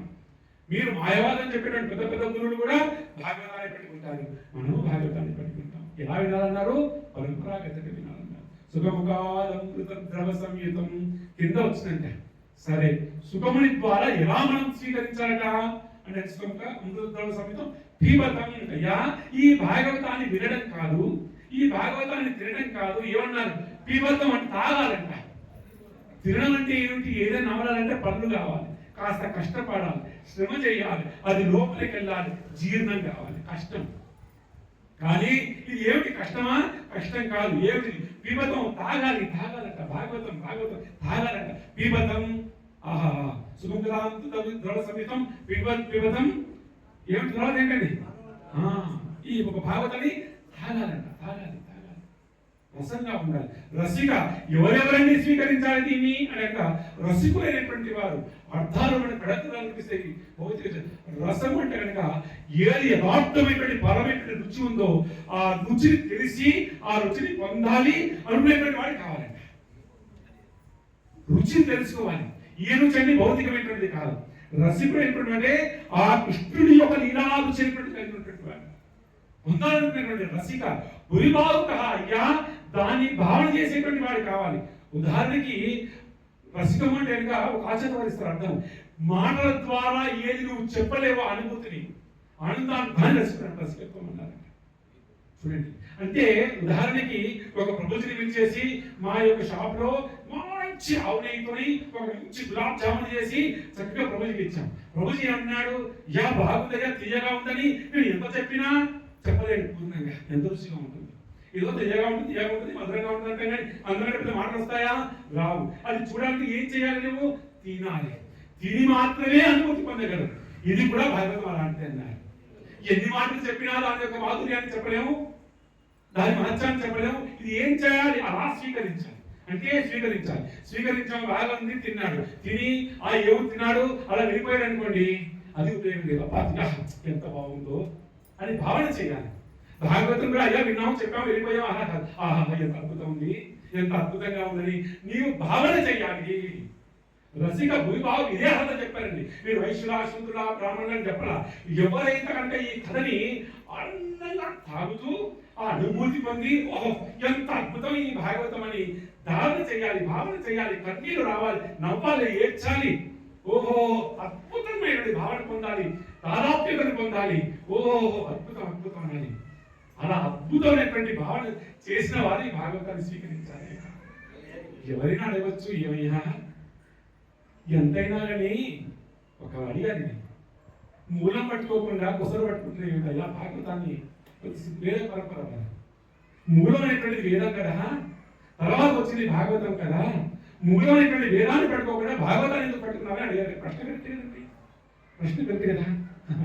విశ్వనాథ్ చక్రవర్తి ఠాకూర్ వారిచ్చినటువంటి ఈ సమాధానం కూడా మళ్ళీ అలా ఏమిటి చేతులు పెట్టుకుని వెళ్ళిపోతున్నారు. అలా సమాధానం తింటేనే అంత అద్భుతమైన సమాధానం ఇచ్చారు ఆచార్యులు. చాలా ఇలా ఒక వృక్షం ఉన్నది, వృక్షం యొక్క వేరులోనూ తడి ఉంటుంది. వేరు తడి ఉన్నదండి, తడి ఉంటుంది. ఆ యొక్క మొదల్లోనూ తడి ఉంటుంది. ఆ మొదలు నుంచి శాఖల్లోనూ ఆకుల్లోనూ తడి ఉంటుంది. అది పుష్పాలైతే పుష్పంలోనూ తడి ఉంటుంది, కాయలోనూ తడి ఉంటుంది.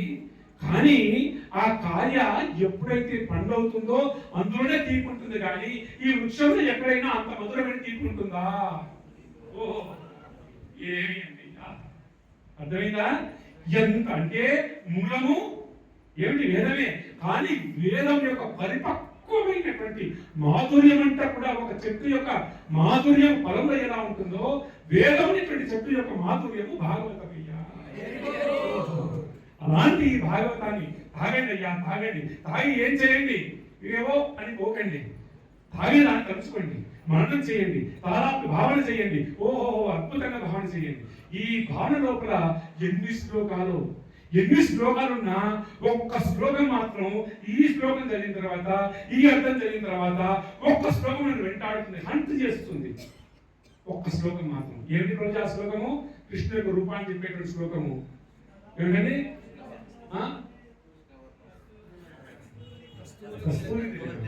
అయ్యా, జీవితంలో ఒకనాడు ఏదో ఒక నాటికి ఈ దేహం పోయేటువంటి సమయమునందు ఈ శ్లోకం గుర్తుకొచ్చిందా, రూపం గుర్తుకొస్తుంది, వీర గుర్తుకొస్తుంది, అన్ని అయిపోతాయ్యా.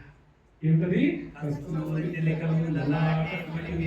వక్షస్థలే కౌస్తుభం నాసాగ్రే నవమౌక్తికం కరతలే వేణుం కరకంకణం సర్వాంగి హరిచందనం చకలయం కంఠే చ ముక్తావళి గోపశ్రీ పరివేష్టితో విజయతే గోపాల చూడామణి. అలా ఇలాంటి శ్లోకాలు 300కు పైగా శ్లోకాలతో కృష్ణ కరుణామతోనే విన్నాము. ఈ ఉన్ననే రసం, ఈ రసం భాగవతంలో ఉంది. రసము తాగి అనుభూతి పొంది మళ్ళీ మనం అందించాలనుకున్నటువంటి వారు ఎవరండి? కృష్ణ కరుణామతో ఉన్నటువంటి వారు యోగమంతుడు. ఏదో ఒక సందర్భంలో 7 రోజుల పాటు ఆ 300 శ్లోకాల నుంచి ఒక 10 శ్లోకాలు చెప్పుకున్నామా, ఆహా అర్థమైంది. అలాంటి భాగవతాన్ని మళ్ళీ శుక్రవారిని కూర్చోబెట్టి 7 రోజులంటే 7 రాత్రులు 7 పగలు కూర్చోబెట్టి చెప్పించేటువంటి ఒక యోగ్యమైనటువంటి వాడు కావాలి. అతని యొక్క జనము వేరు చేసే ప్రయత్నం చేద్దాం. ఈ భాగవతం శ్రీమద్ భాగవత మహాపురానికి, శ్రీల ప్రభుపాదికి, అనంతకోటి వైష్ణవ బృందికి, గౌరవ ప్రేమానందే.